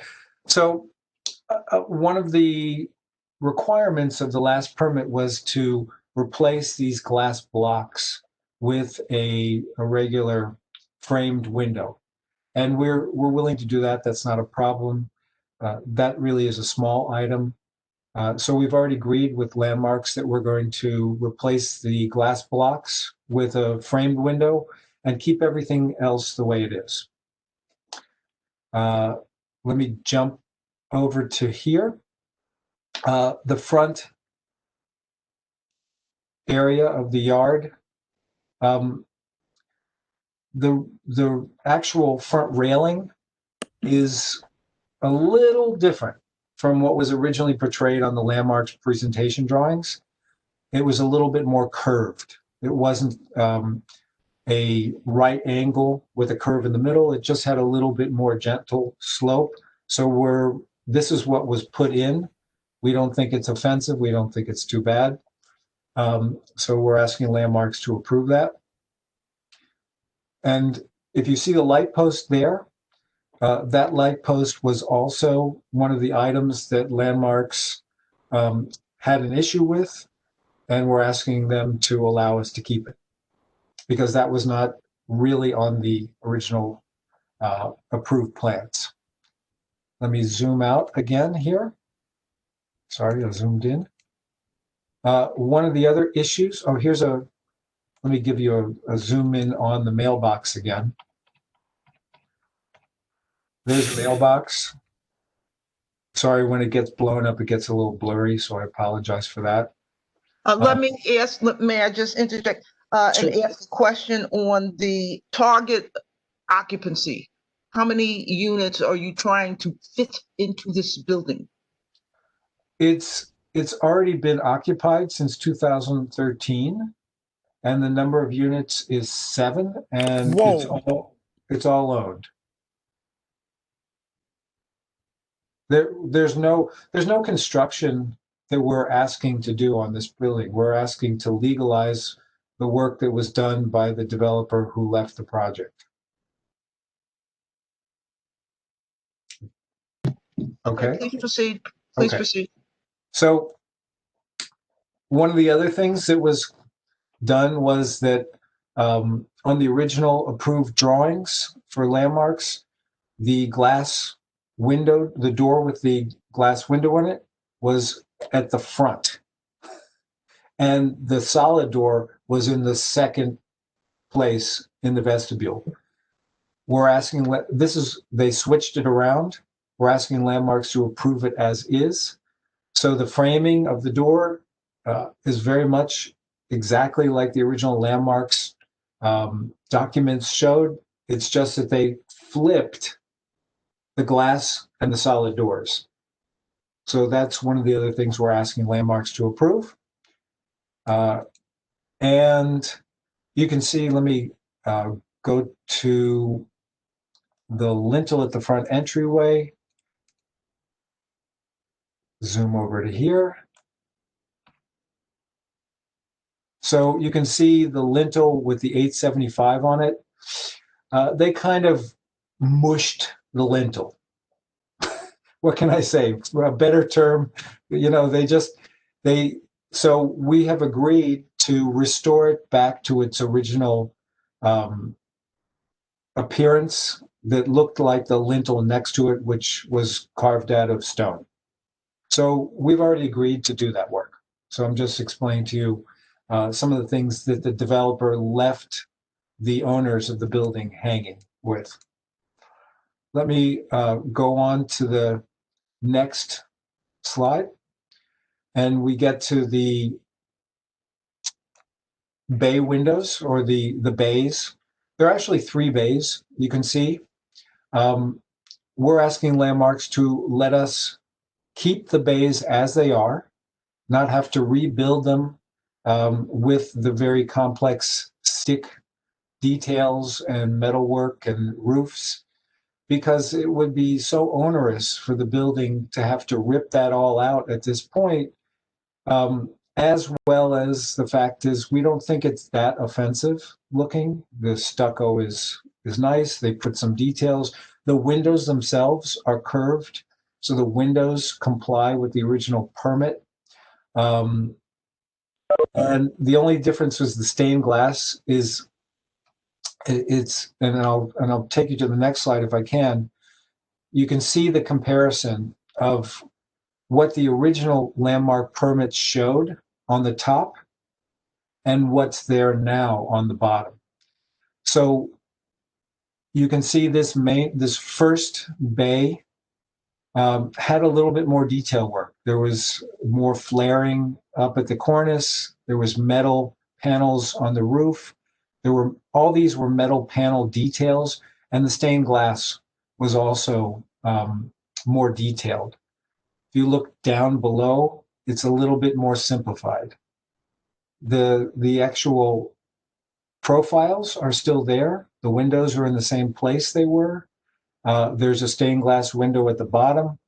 It's not as detailed and as beautiful as the original design, but it's what was there. And the same happens with the second bay. You can see the one on top. It's more detailed. It's got a bulge, a flare in the middle, which was kind of nice, but they took that out, unfortunately. But they covered in stucco and they put the windows back, and it's not, I think, all that egregious. The last thing that Landmarks had an issue with was the railing on the back addition. You can see that there. They were okay with the railing being there, but they wanted it set back about 3 feet so it wouldn't be seen from the street. So let me jump back to our first, to this picture. Sorry, once again, it kind of got a little blurred when I PDF'd it, and now I'm blowing it up. But you can see that this is the view from the street. I'm going to pull that out slightly.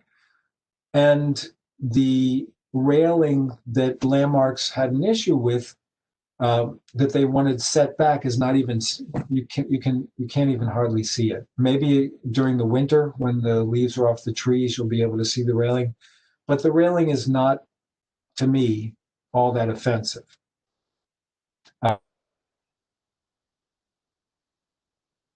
If you'd like to see those, I'd have to, I can open that up. Let me see if I can do that real quick. And then you'll get a better idea of what it is I'm talking about.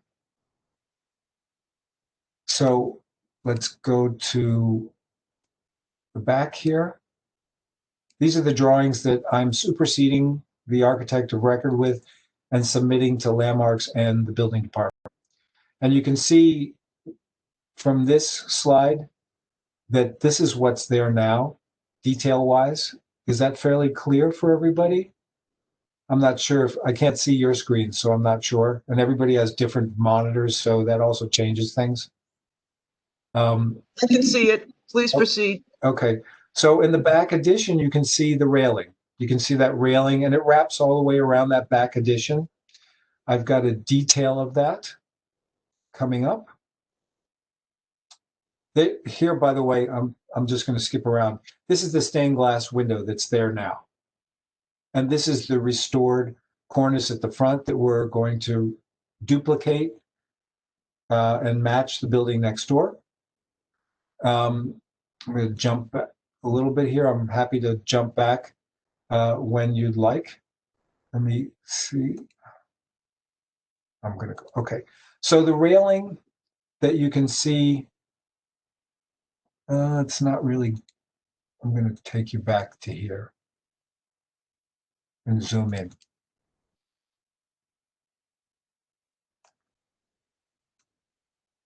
So the railing is very simple in the back.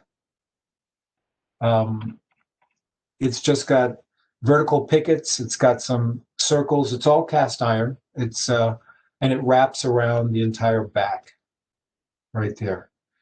So as I said, the only issue that Landmarks had with this was that they originally wanted it set back about 3 feet so it wouldn't be as visible from the street.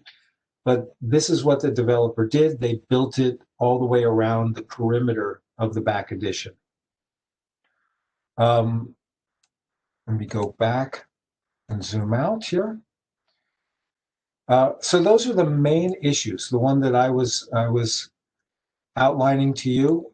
As I said, the notes that I have on here are the same notes that were on the original permit, and we had to put them there because we are now basically legalizing the work that was done. And I would say at this point, probably 60% of the work that was originally permitted and approved was done properly, but you still have these outliers like the bays and the mailbox and the glass blocks and things like, and the front doors.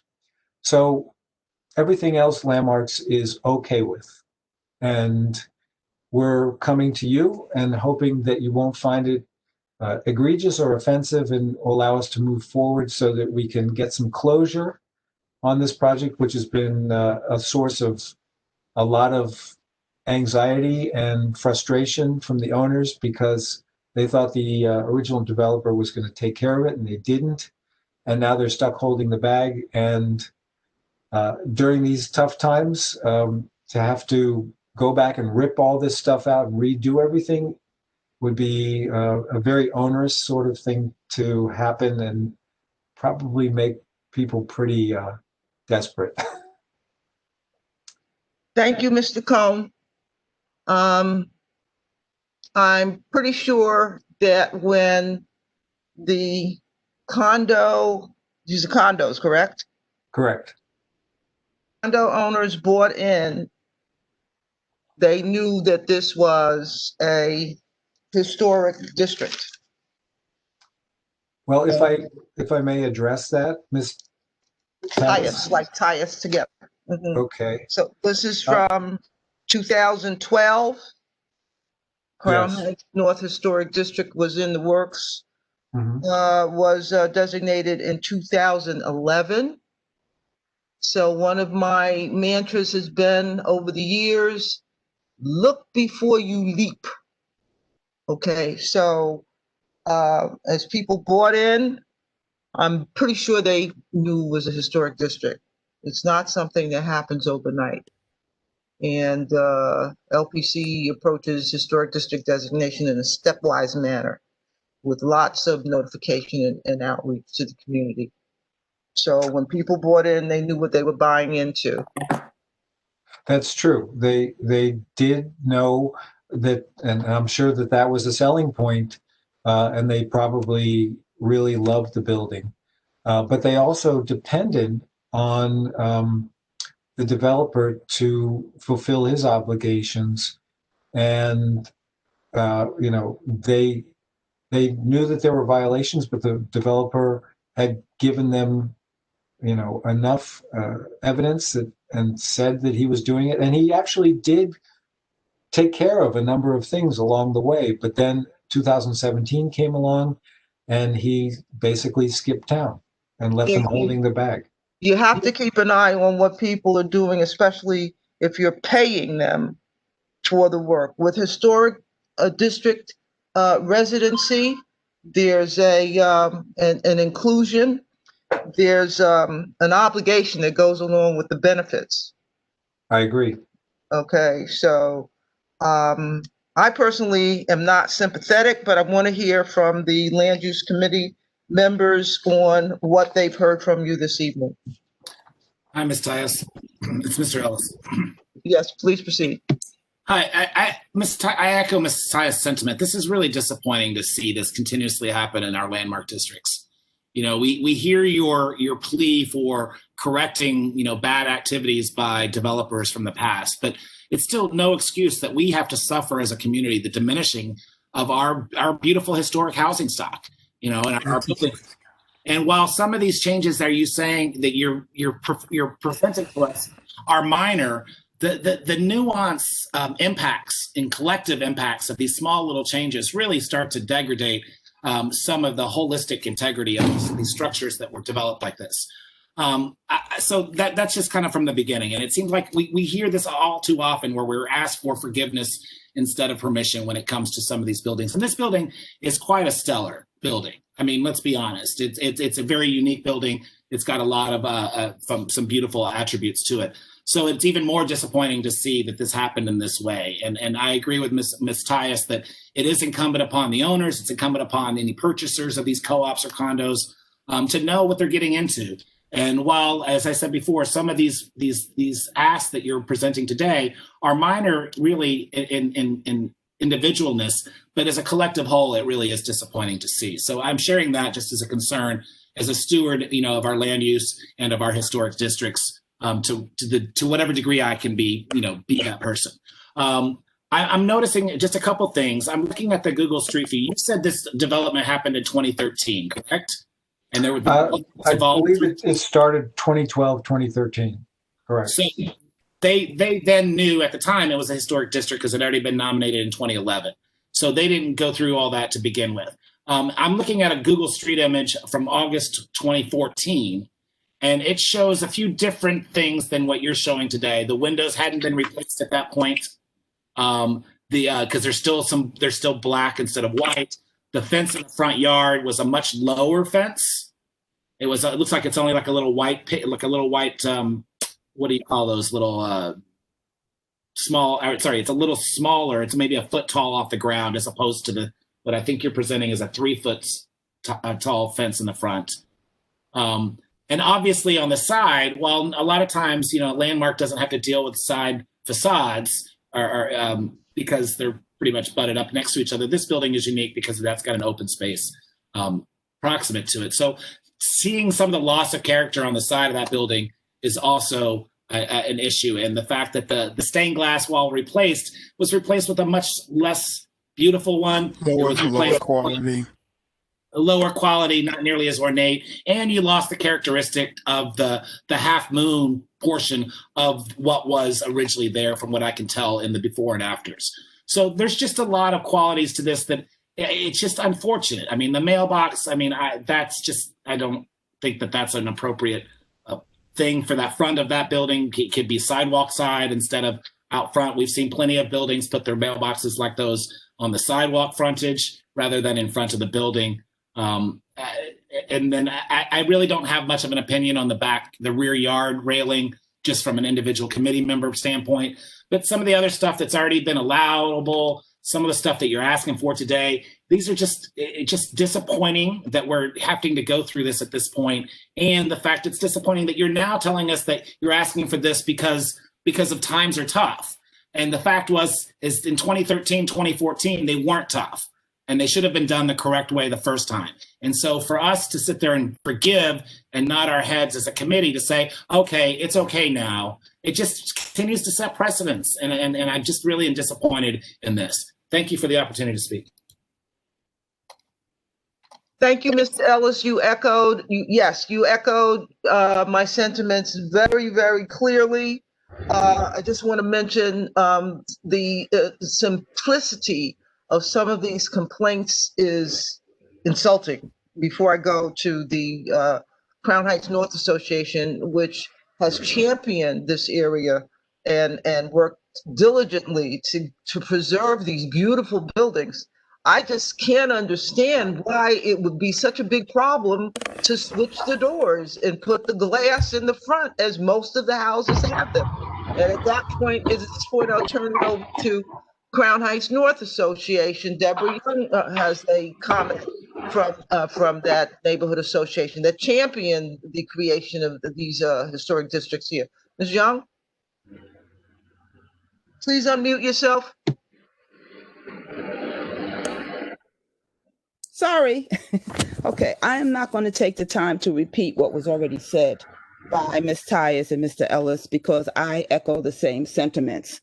But there are a couple of things that I take issue with. And one is to have someone come before us and ask for forgiveness and speak to how it's not offensive to them. That's hard for me to accept because you don't live here. You don't own on that block. You're not one of the owners who invested in the community, who worked hard to maintain their homes. So portion, not only you, but any developer who wants to present and ask for forgiveness for things that could have been avoided. Well, I understand that you're not, directly responsible because you didn't do this to begin with. But to come now and say how you don't feel it looks that bad or this doesn't look that bad, it's inappropriate for the people who have to look at this every day. Okay, that's one thing I want to say. The other thing is that, in essence, you did receive the letter that we sent, and we are urging you to make all of the reservations to as close to LPC as you can, to what was originally there. The mailbox is definitely out. That's not something we can support. We'd like you, I didn't realize that LPC wanted you to move the fence back, but we were recommending that you, if you're going to have a fence, that you do a little more ornamental, make it a little more historically ornamental. And the bays, we want them back to the original design as close as possible. And the windows should be back to their landmark condition. I mean, you have other homes on that block who has maintained. And while you are not responsible, the developer or the owners, my heart aches when I think about what that house used to look like before it was broken up into condos. That house was on a tour. We had been in that house, and it breaks my heart. Just breaks my heart to know what was done. And again, that's not before LPC, but that's just something I wanted to share with the community when we think about what was in there to what's been done now. So we encourage you to adhere to what was there before. Thank you. Thank you, Ms. Young. I want to make sure that the owners are aware that historic preservation runs from the local level up to the federal level. And when you look at the statutes that govern historic preservation on all three levels, they all start out with look back at your history, keep your culture, know where you came from so you know where you're going, and also tourism. Tourism is a big thing on all three levels for historic preservationists. To that extent, all of them, LPC, city level throughout New York State, and the other areas in the counties upstate, the state itself, State Historic Preservation Office, and the federal government have programs for historic preservation tax credits. Raise your hand if you are owner at 875 St. Mark's and you're aware of the preservation tax credits. No, okay, bad. You gotta talk to people. Okay, this area is considered mostly a distressed census tract. Unlike Prospect Heights, where people are a little bit wealthier, over here, we're not as wealthy. So to help with historic preservation, the state gives substantial historic preservation tax credits. If you tell the state what you're doing to your property, they will give you a 20% tax credit if it's eligible stuff. Then there's an additional 20% tax credit on work you do on your historic property from the feds, and you run that application through the state.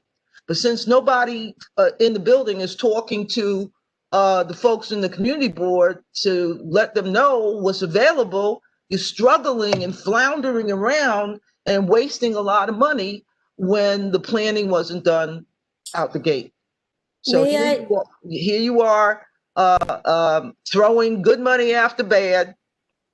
We are just trying to repair so essentially most of the people who bought in the building, we all signed our purchase agreements around the same time. And then we were given a punch list, a promised punch list from the sponsor of everything that they were going to do, including these violations. And then it took us all like about a year to close because there supposedly were remedying these violations. It was over a year for me. And also might I add, most of us were first-time buyers at the time. So we were definitely duped without knowing, and all of everybody had an attorney doing their due diligence prior. So all these things were hidden. And then obviously we're not trying to ask for forgiveness for something that we did. We are trying to remedy the most essential ones, violations, but at the same time, we're also not rich people where like a $30,000 assessment is something that I can just pull out of my pocket. And it goes for everybody in the building. It took us forever, and there was like hundreds and hundreds and hundreds of hours on behalf of other, 2 other owners who were going between landmarks and Department of Buildings, trying to find out the way for us to rectify these things so we can actually put things right and get our C of O and not keep having issues with violations and notices being put on our building door. I just wanted to set that straight. Like, we did not ask for the mailbox to be there. We did not ask for them to eliminate the arches or the bays. And obviously for somebody who is not, like for me, I appreciate the beauty of it and I am all for preservations, but for me, it was not obvious that there were things done inappropriately to the point where, to the tune of having to tear out a whole side of the building. And we were promised, we have the punch lists from all of our separate closing documents saying that everything was going to be done. And then this company just disappeared. And, but if you Google them, actually, there are bigger projects that they skipped down on. And it turned out that they were like owned by a shell company from another country. So we all got put into a pretty precarious situation for very many years now. And then one other thing I wanted to correct is that we all signed our purchase agreement. So they started, I guess they were working on the building like from 2012 or whatever. All of us signed purchase agreements in 2014 with punch lists to be addressed. And then again at closing in like second half of 2015 is when most of us closed on our condo. So it was like a very long and painful process. And I, as a first-time buyer, was not aware that it would be so easy for them to skip out on all the work. And I think everybody else in the building was of the same mindset. And can I just add something to that, if I may, Ms. Tyus?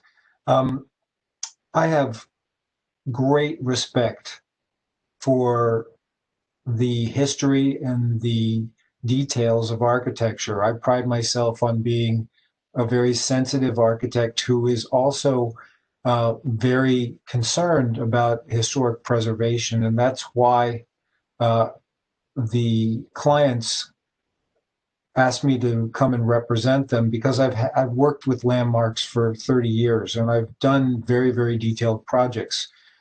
The issue here is that despite the fact that it's a beautiful building, and I mourn the loss of the details and the fact that this, and I actually I walked into the building next door. I knocked on the door, and the owner of the building, the sister building of this complex, allowed me to walk through.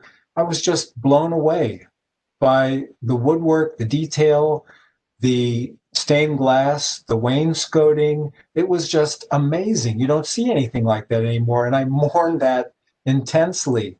But here I am now, 7 years later, basically trying to help these people who were stuck. They were not responsible for anything that is currently on the building. They're living in the building. They're trying to get their C of O. They want to resolve the issues, but to have to go backwards at this point, you can't undo what was done without significant damage to the people who were actually affected to begin with.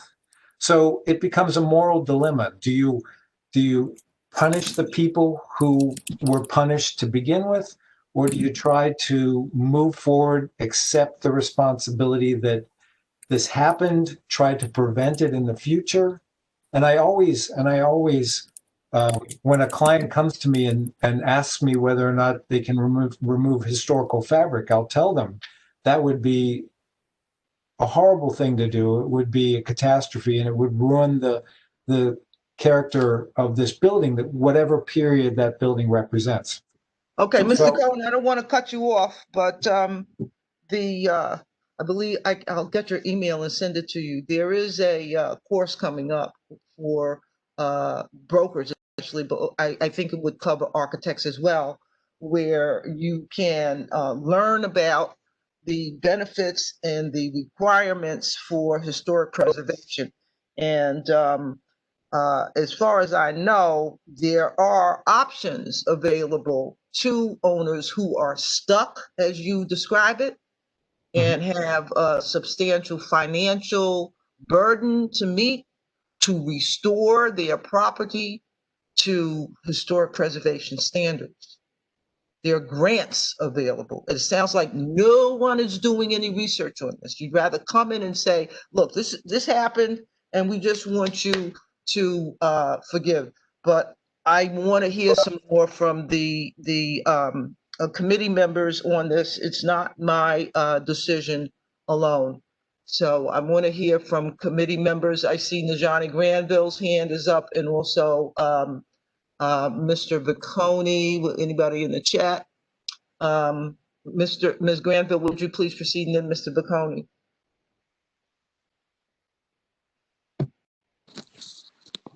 You hear Go me? ahead. Yes, I can hear you. Go ahead. Okay. I'm sitting here shaking my head because I don't understand how people move in.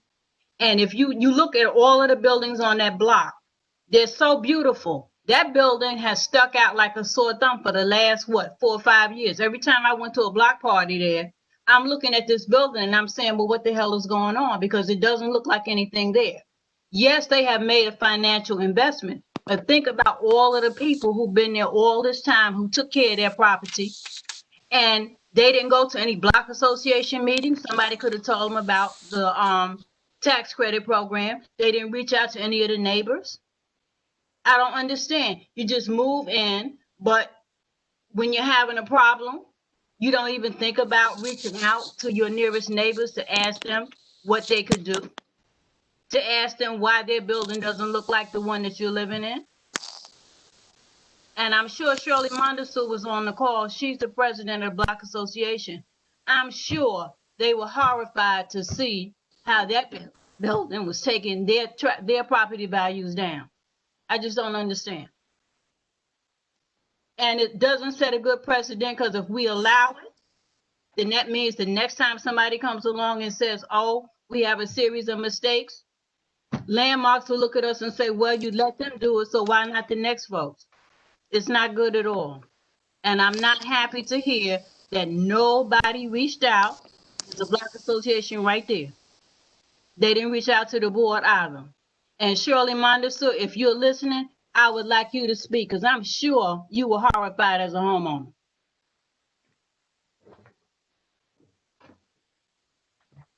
Thank you, Ms. Granville. Mr. Vicconi, I want to give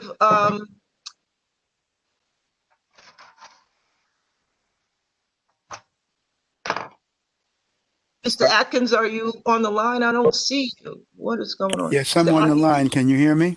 Yes, go ahead. Thank you. Mr. Guy, I don't know your last name. Cohn, K-O-H-N. Mr. Cohn, thank you for coming out. I'm not going to waste time. Everyone who spoke from the board basically echoed my feelings over, under, around, and through. Ms. Young from China, Crown Heights North Association, made the point that the level of detail in these buildings, which you said you saw, or I'm not sure if you did, particularly the wainscoting, the parquet floors, and then the stained glass. But I viewed this house and the houses on this block from an entirely different perspective. I would say that I was aware of the houses on this block from 1956. See, I grew up around the corner, and I live around on the other block on Bergen Street. And there has been there's a phrase that's used now, demolition by neglect. That is basically, in my opinion, what is kind of happening on St. Mark's. One of the houses, for some reason, was totally gutted and removed. There was a huge gap. And then it was replaced with a hideous house. I don't have to point it out. If you walk down the block, there's something that has no context to all the other houses. The pictures that you provided, they're ailanthus trees growing alongside of the house. I want to believe that one of my childhood friends lived in this house back in the late 50s. And the way the portal to the house where they put the house number up, that is just disgusting. All the houses had a 1 foot or 18-inch high white stone wall that ran the length of all those houses down to the mansion across the street from the Children's Museum. People who, and the lady who spoke, who was one of the owners, they wanted to come into that block because the houses were ornate and beautiful. But they never considered how they got to be that way. And it's just a total desecration. And I've been watching this happen for at least 20 years. And I'm saying to myself, who is taking care of this? And I knew about landmarks because my church went before landmarks, not the same exact one. But it seems in certain communities, certain things are more flexible than others. And what's been happening here is just atrocious. It has to stop somewhere. Thank you for allowing me to speak. You're welcome, Mr. Atkins. I believe we will have Mr. Vacconi next, and then Caitlin Henderson, who's an owner who asked in the chat to speak. Mr. Vacconi, and then Caitlin Henderson. My comments will be brief. I just wanted to express sympathy to the owners and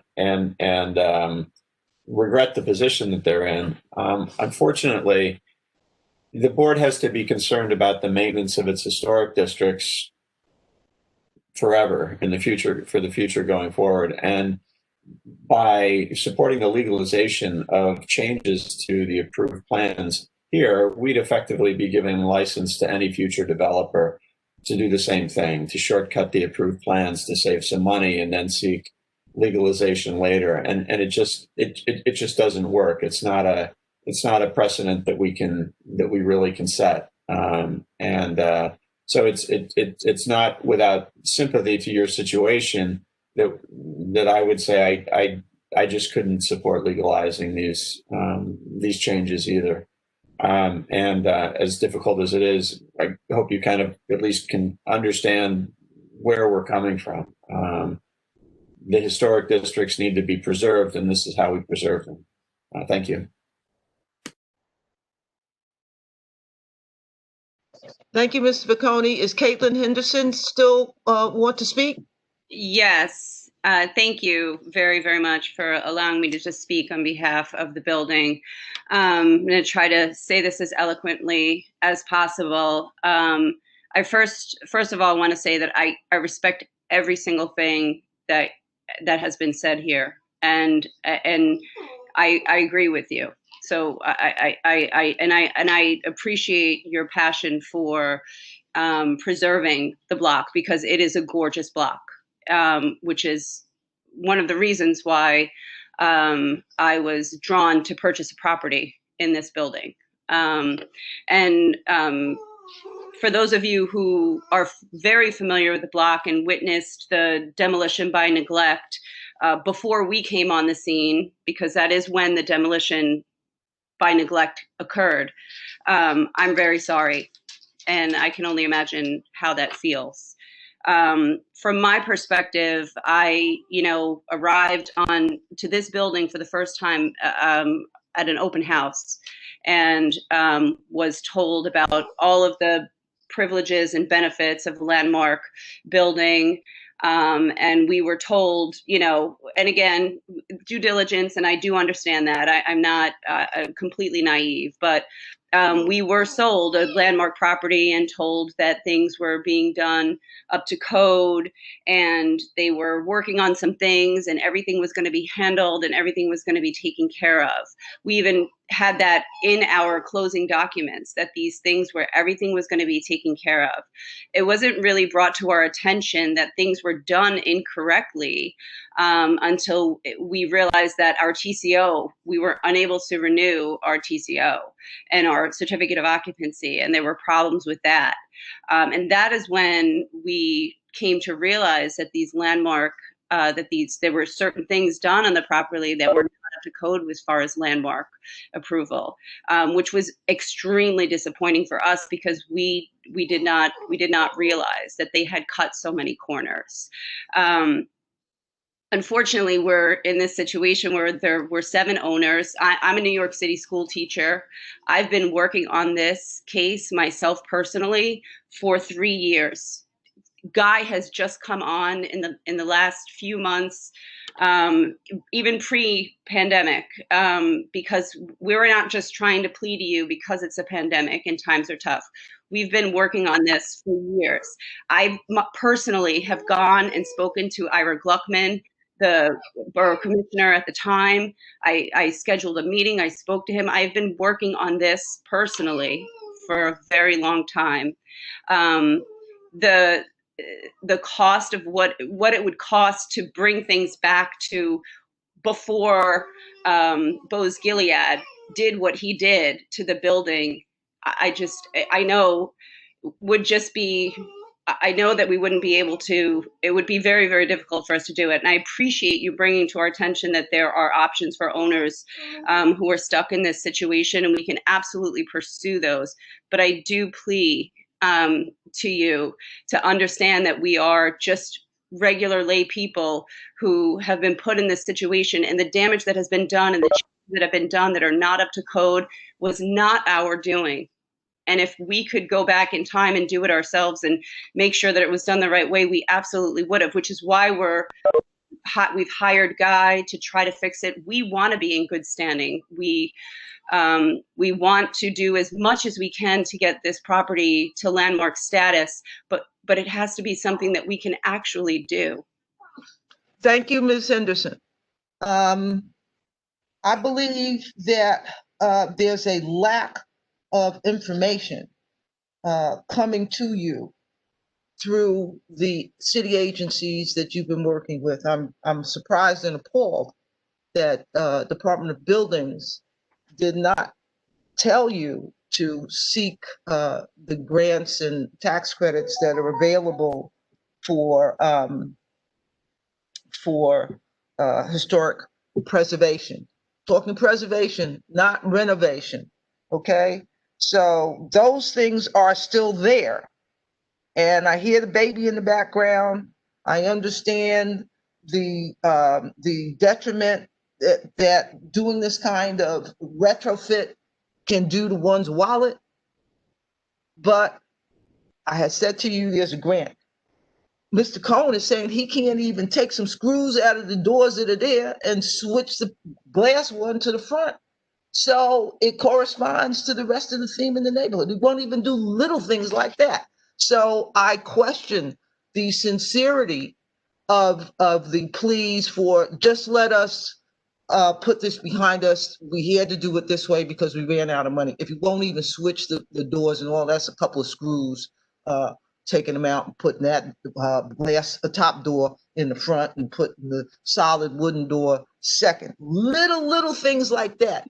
Won't even try. So I'm not hearing, yes, we're going to look at grants. Yes, we're going to look for homeowner credits.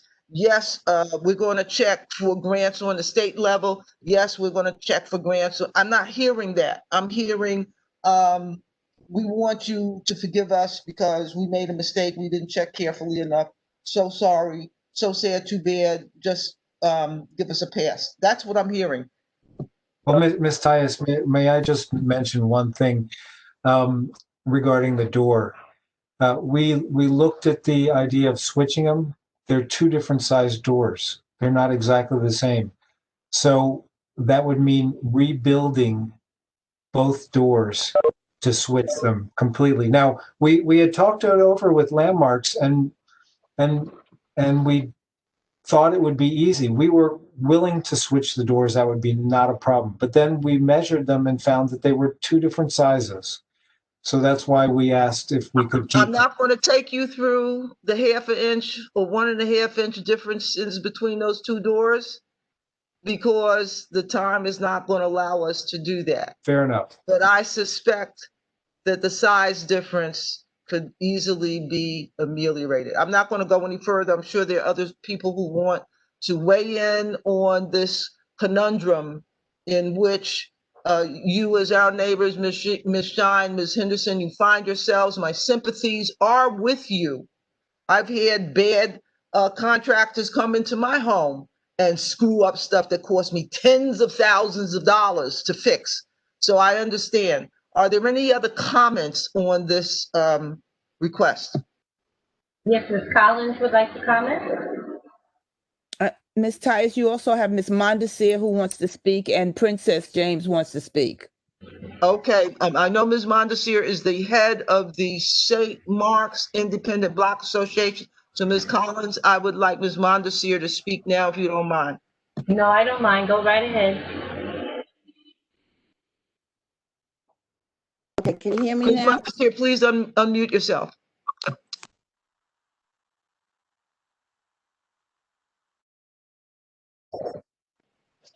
Can you hear me? I can hear you now. Go ahead. You have to unmute yourself, Shirley.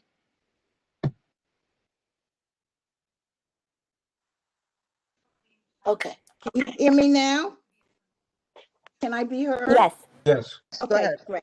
Okay, yeah, I'm the president of the Block Association, have been for some time. And we always try to reach out to everyone in the block.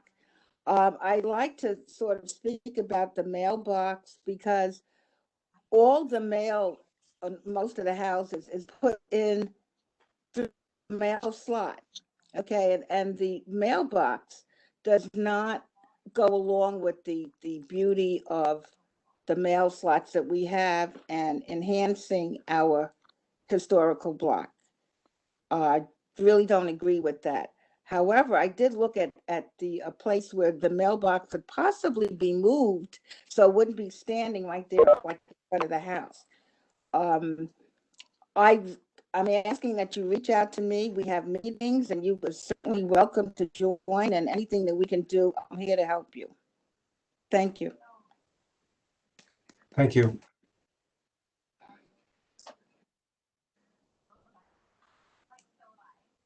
Who's next? Did I skip over anybody? Hi, Ms. Who wants to Tice. speak next? Ms. Collins. Am I Okay.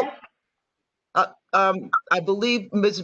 Ben James had asked before, and then you're Okay. next. Then you're All right. next, Ms. Collins. Go ahead. Okay.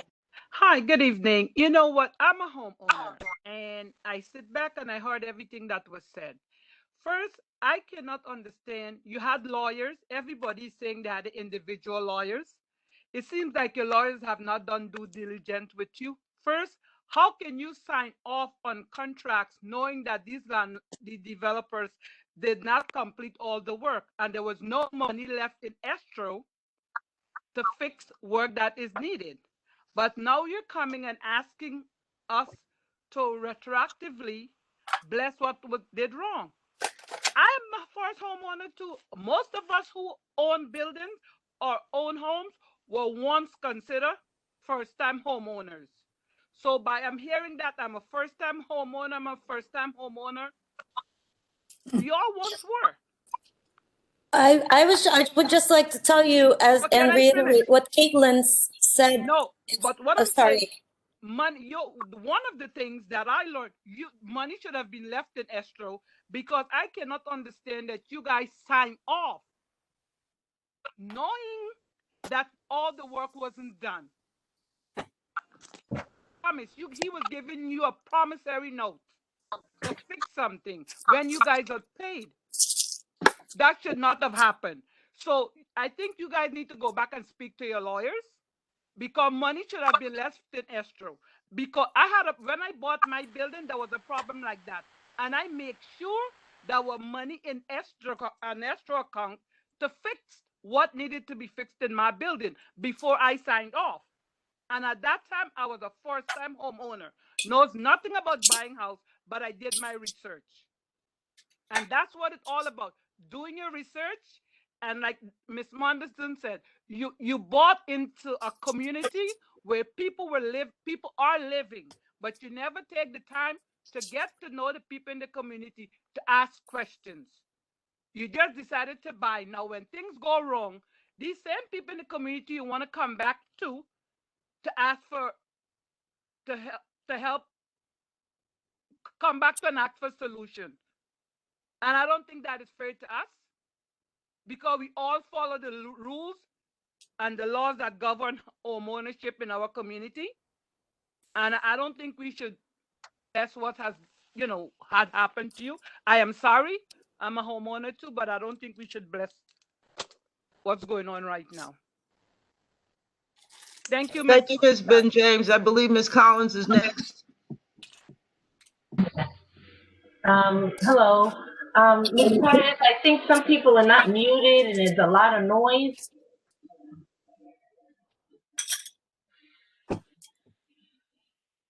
Can I be heard? Yes, I can hear you, Ms. Collins. I'm not hearing the noise that you're hearing. Whoever's not muted. There are a lot of people like Guy and a few other people who are not muted, and I think that's where the noise is coming from. Thank you, Ms. Collins. Will everyone please mute themselves so Ms. Collins can make her statement? Thank you.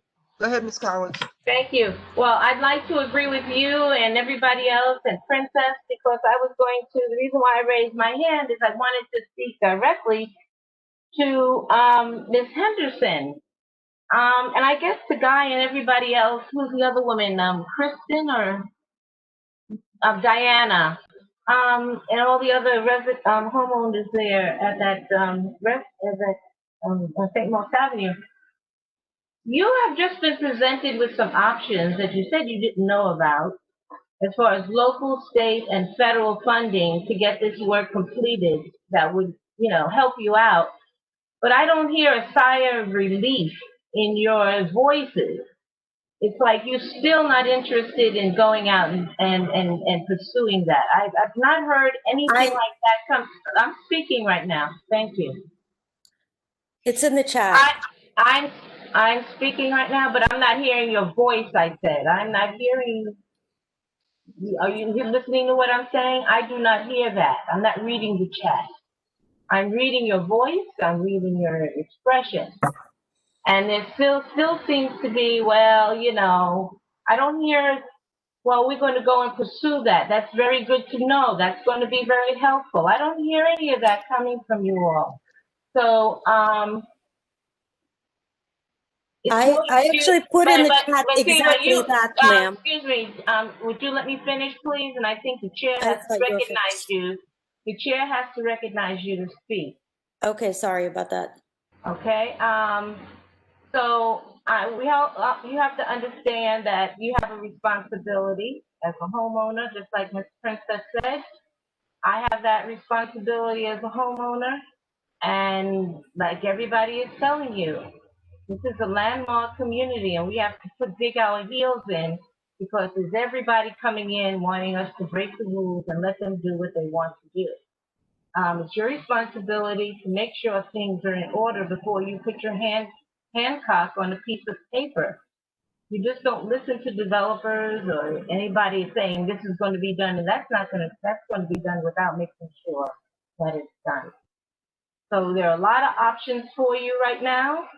And I don't hear anybody expressing the gratitude that you just found out about that information. I actually wrote in the chat earlier, and I'm sorry you didn't see that. I will read it to you. I said, we, the homeowners, would very much appreciate if you could share more information about the grant so we can be sure to be moving in the right direction.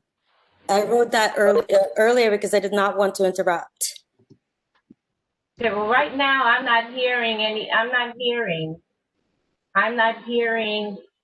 that being said, I hear the argument still being made that you should be forgiven as opposed to going out and looking. And maybe it's not you, but I'm speaking to whoever's been talking, and that's what I've been hearing.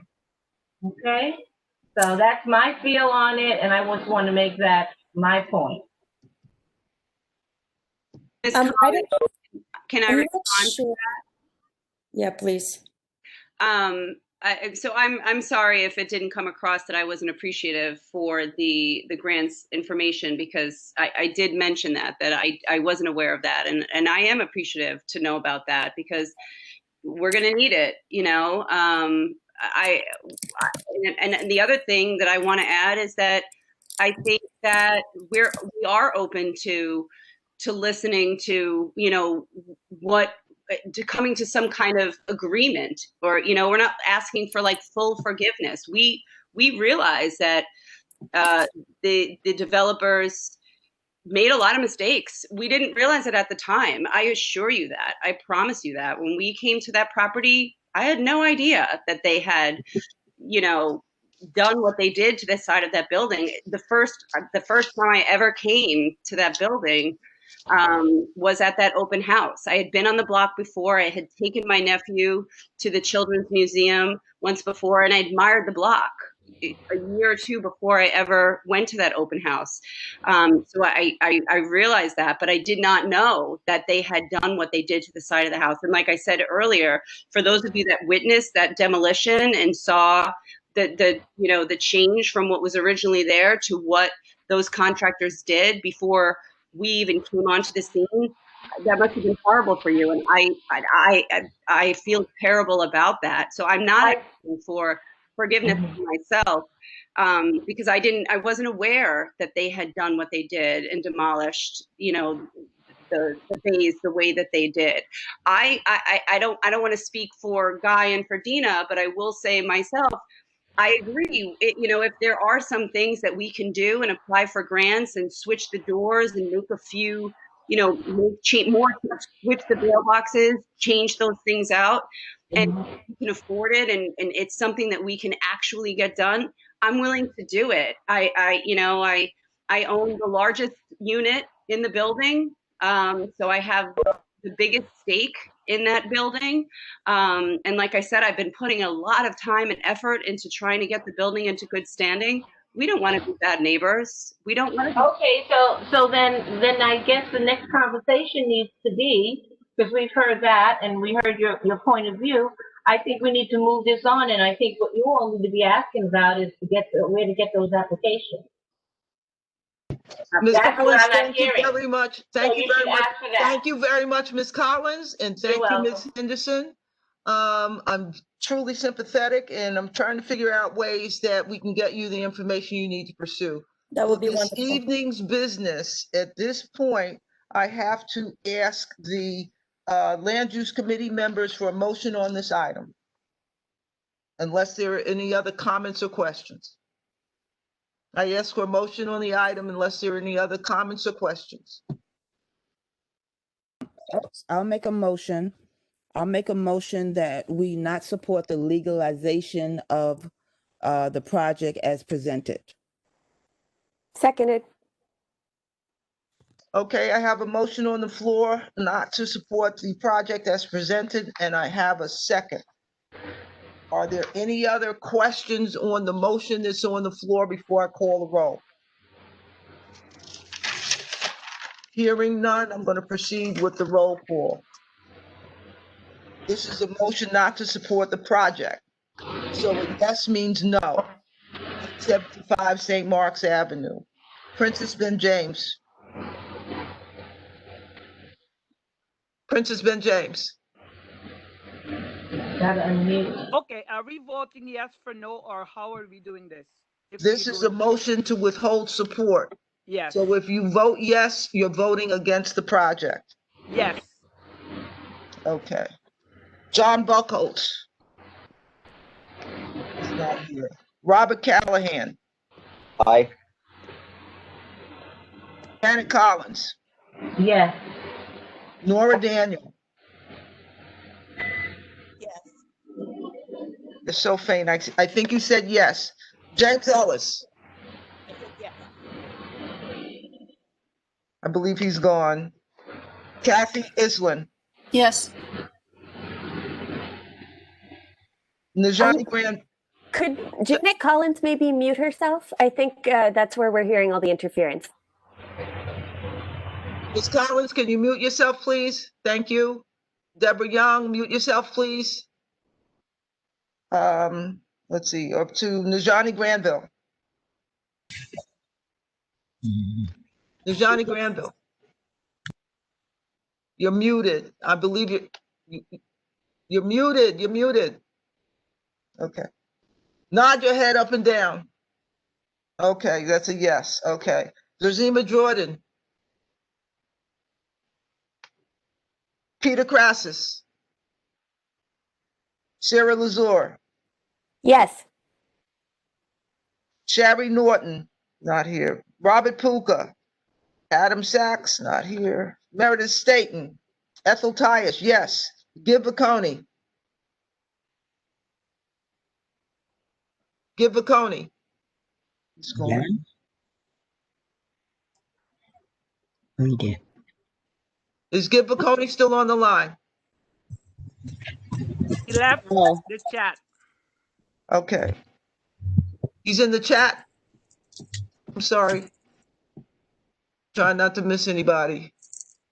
He's gone. Okay. Here's a Weatherspoon. Yes.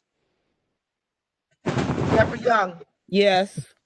Okay. Thank you. What did I'm Miss counting Jordan up. say? What did Miss Jordan say? Yes, Jen. She said yes. Okay. I didn't hear you before. Thank you. So we missed Gib Vaconi. Yes. Okay. Let me count up the votes. 1, 2, 3, 4, 5, 6, 7,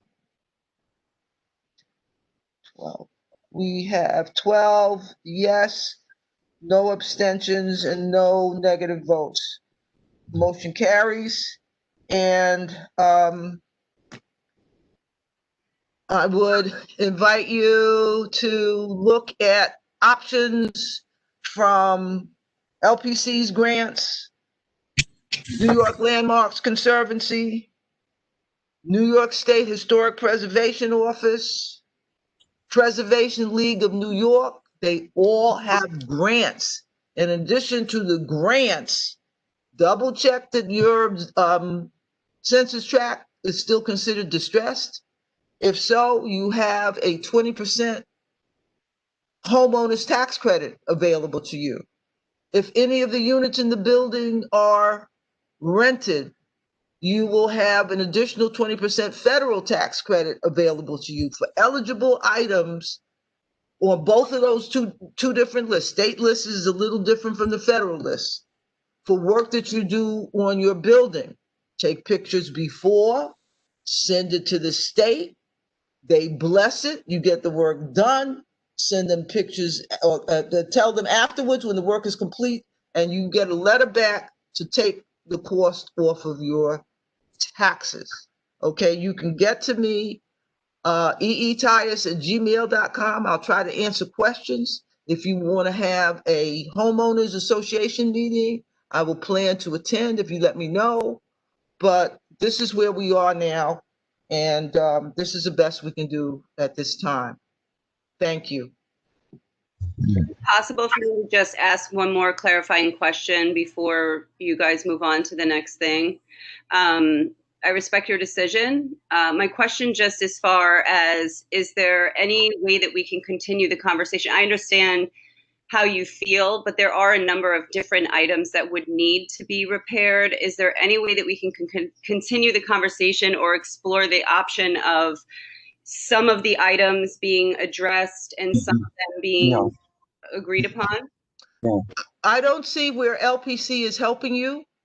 And so, you know, going forward, Department of Buildings and LPC are not friendly to each other. And I'm surprised and appalled that the Department of Buildings wasn't more helpful to you, and also appalled that LPC wasn't more helpful to you. I was under the impression that LPC was going to negotiate with us on some of these outstanding issues. They didn't tell you about the grants? No grants? Nobody mentioned grants to you. So Not- that part alone is enough, okay? So I guess my question is as far as next steps, as far as the community board goes. And I appreciate your email address. I jotted it down, and I do plan to contact you, and I do plan to contact Shirley Mondesir. I'm happy to meet you and happy to continue conversations. I just want to know, as far as owners, what our next step would be aside from applying for the grants, just in continuing the conversation with the community board. Like where would we go from, with being in good standing with you, because we know that we need to get your approval in order to move forward. Okay, just to be clear, I'm sorry, Ms. Collins, I'm speaking. I'm so sorry. Just to correct the vote count, we have 11 yes. Okay, we have 11 yes, not 12. Thank you, Ms. Daniel. So your next step is a hearing at LPC. The community board will be sending a letter to LPC capturing tonight's decision. Where you go from there, it's hard to say. They'll have our advisory opinion, they'll make their own decision. And if I were you. So ultimately, and then Guy, please chime in if I'm just sorry. This is all just really so new to me, and I'm trying to just understand the whole process. That you'll put in your recommendation and your vote to LPC, and then Guy, I believe we have an LPC hearing scheduled. Isn't that correct? That's correct. And I'll explain to you after the meeting what the next steps are. Okay. Your date is the 17th? That's correct. Okay. Okay. Well, I do appreciate everyone's time, and thank you so much for your input. And thank you for listening to our situation. Yeah, and let LPC know that you're asking them for information on their programs. They should be tying you in to the other preservationist organizations in the city. They all offer grants. New York Landmarks Conservancy, Municipal Arts Society, they all offer grants. So if you piece this thing together, nobody's just going to throw money at you. You have to go after it. No, okay. Okay. So, gotta work for it and research. I'm sorry this has happened to you, and I'll help you however I can as an individual. These things change, these programs change from year to year, but you really should just do a Google search for historic preservation grants. Simple enough. You'll be amazed at what pops up. Okay, and they all have deadlines. Some of them are coming up. So take advantage of the technology to hunt for the money, to do what needs to be done to bring your building into compliance with LPC's codes, DOB's codes. Without a certificate of occupancy, your insurance is going to go in the toilet. A lot of stuff to be done there, but it teamwork. If you have an association in the building, there's 7 of you. Are all the units occupied? Yes. Okay, so you guys got to team up, parcel it out, and get the work done. Don't expect Cohen to do it all by himself. Seriously. Okay, the lawyers, you should go back to them and slap them upside the head and get some of your money back since they didn't escrow for you. Okay, a lot of the services you deserved were not provided. So and this is what happens. So I'm sorry this has happened. But I'm going to move on. I'm trying to look back at the agenda for tonight. I think we cleared our items. And if you want to put off going to LPC for a hearing with a negative recommendation waiting in the wings, and try to get some of this together and come back with a much shorter list of things, maybe it could be reconsidered. I'm not sure, but that's the best I can say for what the situation is now. Thank you, Ms. Tyus. Thank you, Ms. Tyus. Yes. All I right. appreciate it. So, committee members, is there anything else we need to cover? Ms. Tyus, this is Kathy Island. May I say something quickly? Ms. Tyus? Yes, go ahead. Thank you. I know everybody's been on the line a long time and we've discussed some important things. I just want to mention that on November 10th, there's a very important meeting of the Housing Committee, which will probably discuss an issue that has real implications for land use as we discuss affordable senior housing. So if people on the Land Use Committee are available to attend the Housing Committee, I think it will be very informative to some discussions that we may need to have going forward. And it would be great if people could attend that meeting. Thank you very much. What time is that meeting?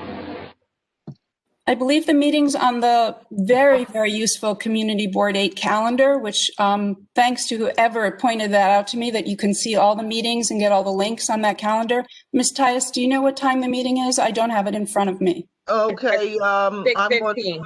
6:15. Thank you. It's on Tuesday, I believe, and it will discuss way into the land use issues. So it would be great to have people getting as much information as they can before our next meeting to discuss those issues. Thank you. Okay, so unless there's something else, do I see, Kathy, you made your statement. Are there any other notices or announcements, committee members? Ms. Granville has her hands up. Go ahead. Can you hear me? Yes, go ahead, Can you Ms. hear me? Granville. Yes, go ahead, Ms. Granville. You might want to mention for people like Sarah and other people who wanted to know when Richard Barak would be helping us, you may want to mention Monday. Okay, I don't have my calendar open in front of me. It's November 9th, Monday, November 9th. I believe we're starting at 5. Yes, it's early. It's on our calendar. We're Community starting at Board 6, Michelle, 6 p.m. Oh, on 6 November 9th. o'clock, okay. 6 p.m. On a WebEx. It's on our calendar. Thank you, Ms. Can you be clear? What is that for Monday? There's a lot of noise happening. Can you repeat everything, please? Monday is a presentation by the Borough President's Land Use Director, Richard Barak, on Uniform Land Use Review Procedure. You'll be doing a PowerPoint presentation on that process and how it's going to affect certain parcels in this community district. Okay? All right, so. Can that information be sent out to us, or has it been sent out? It has been sent out. It was sent out 2 days ago to both the Land Use Committee and both Housing Advocacy Google groups. It has been sent out already. Oh, I have a question. Is that training available to just the public at large? Yes. Awesome. I'm going to let some people know who I think would like to know. Absolutely. All of the community board meetings are open. So please come. The housing committee meeting is a pickup on HPD scoping for senior housing near the M Crown area.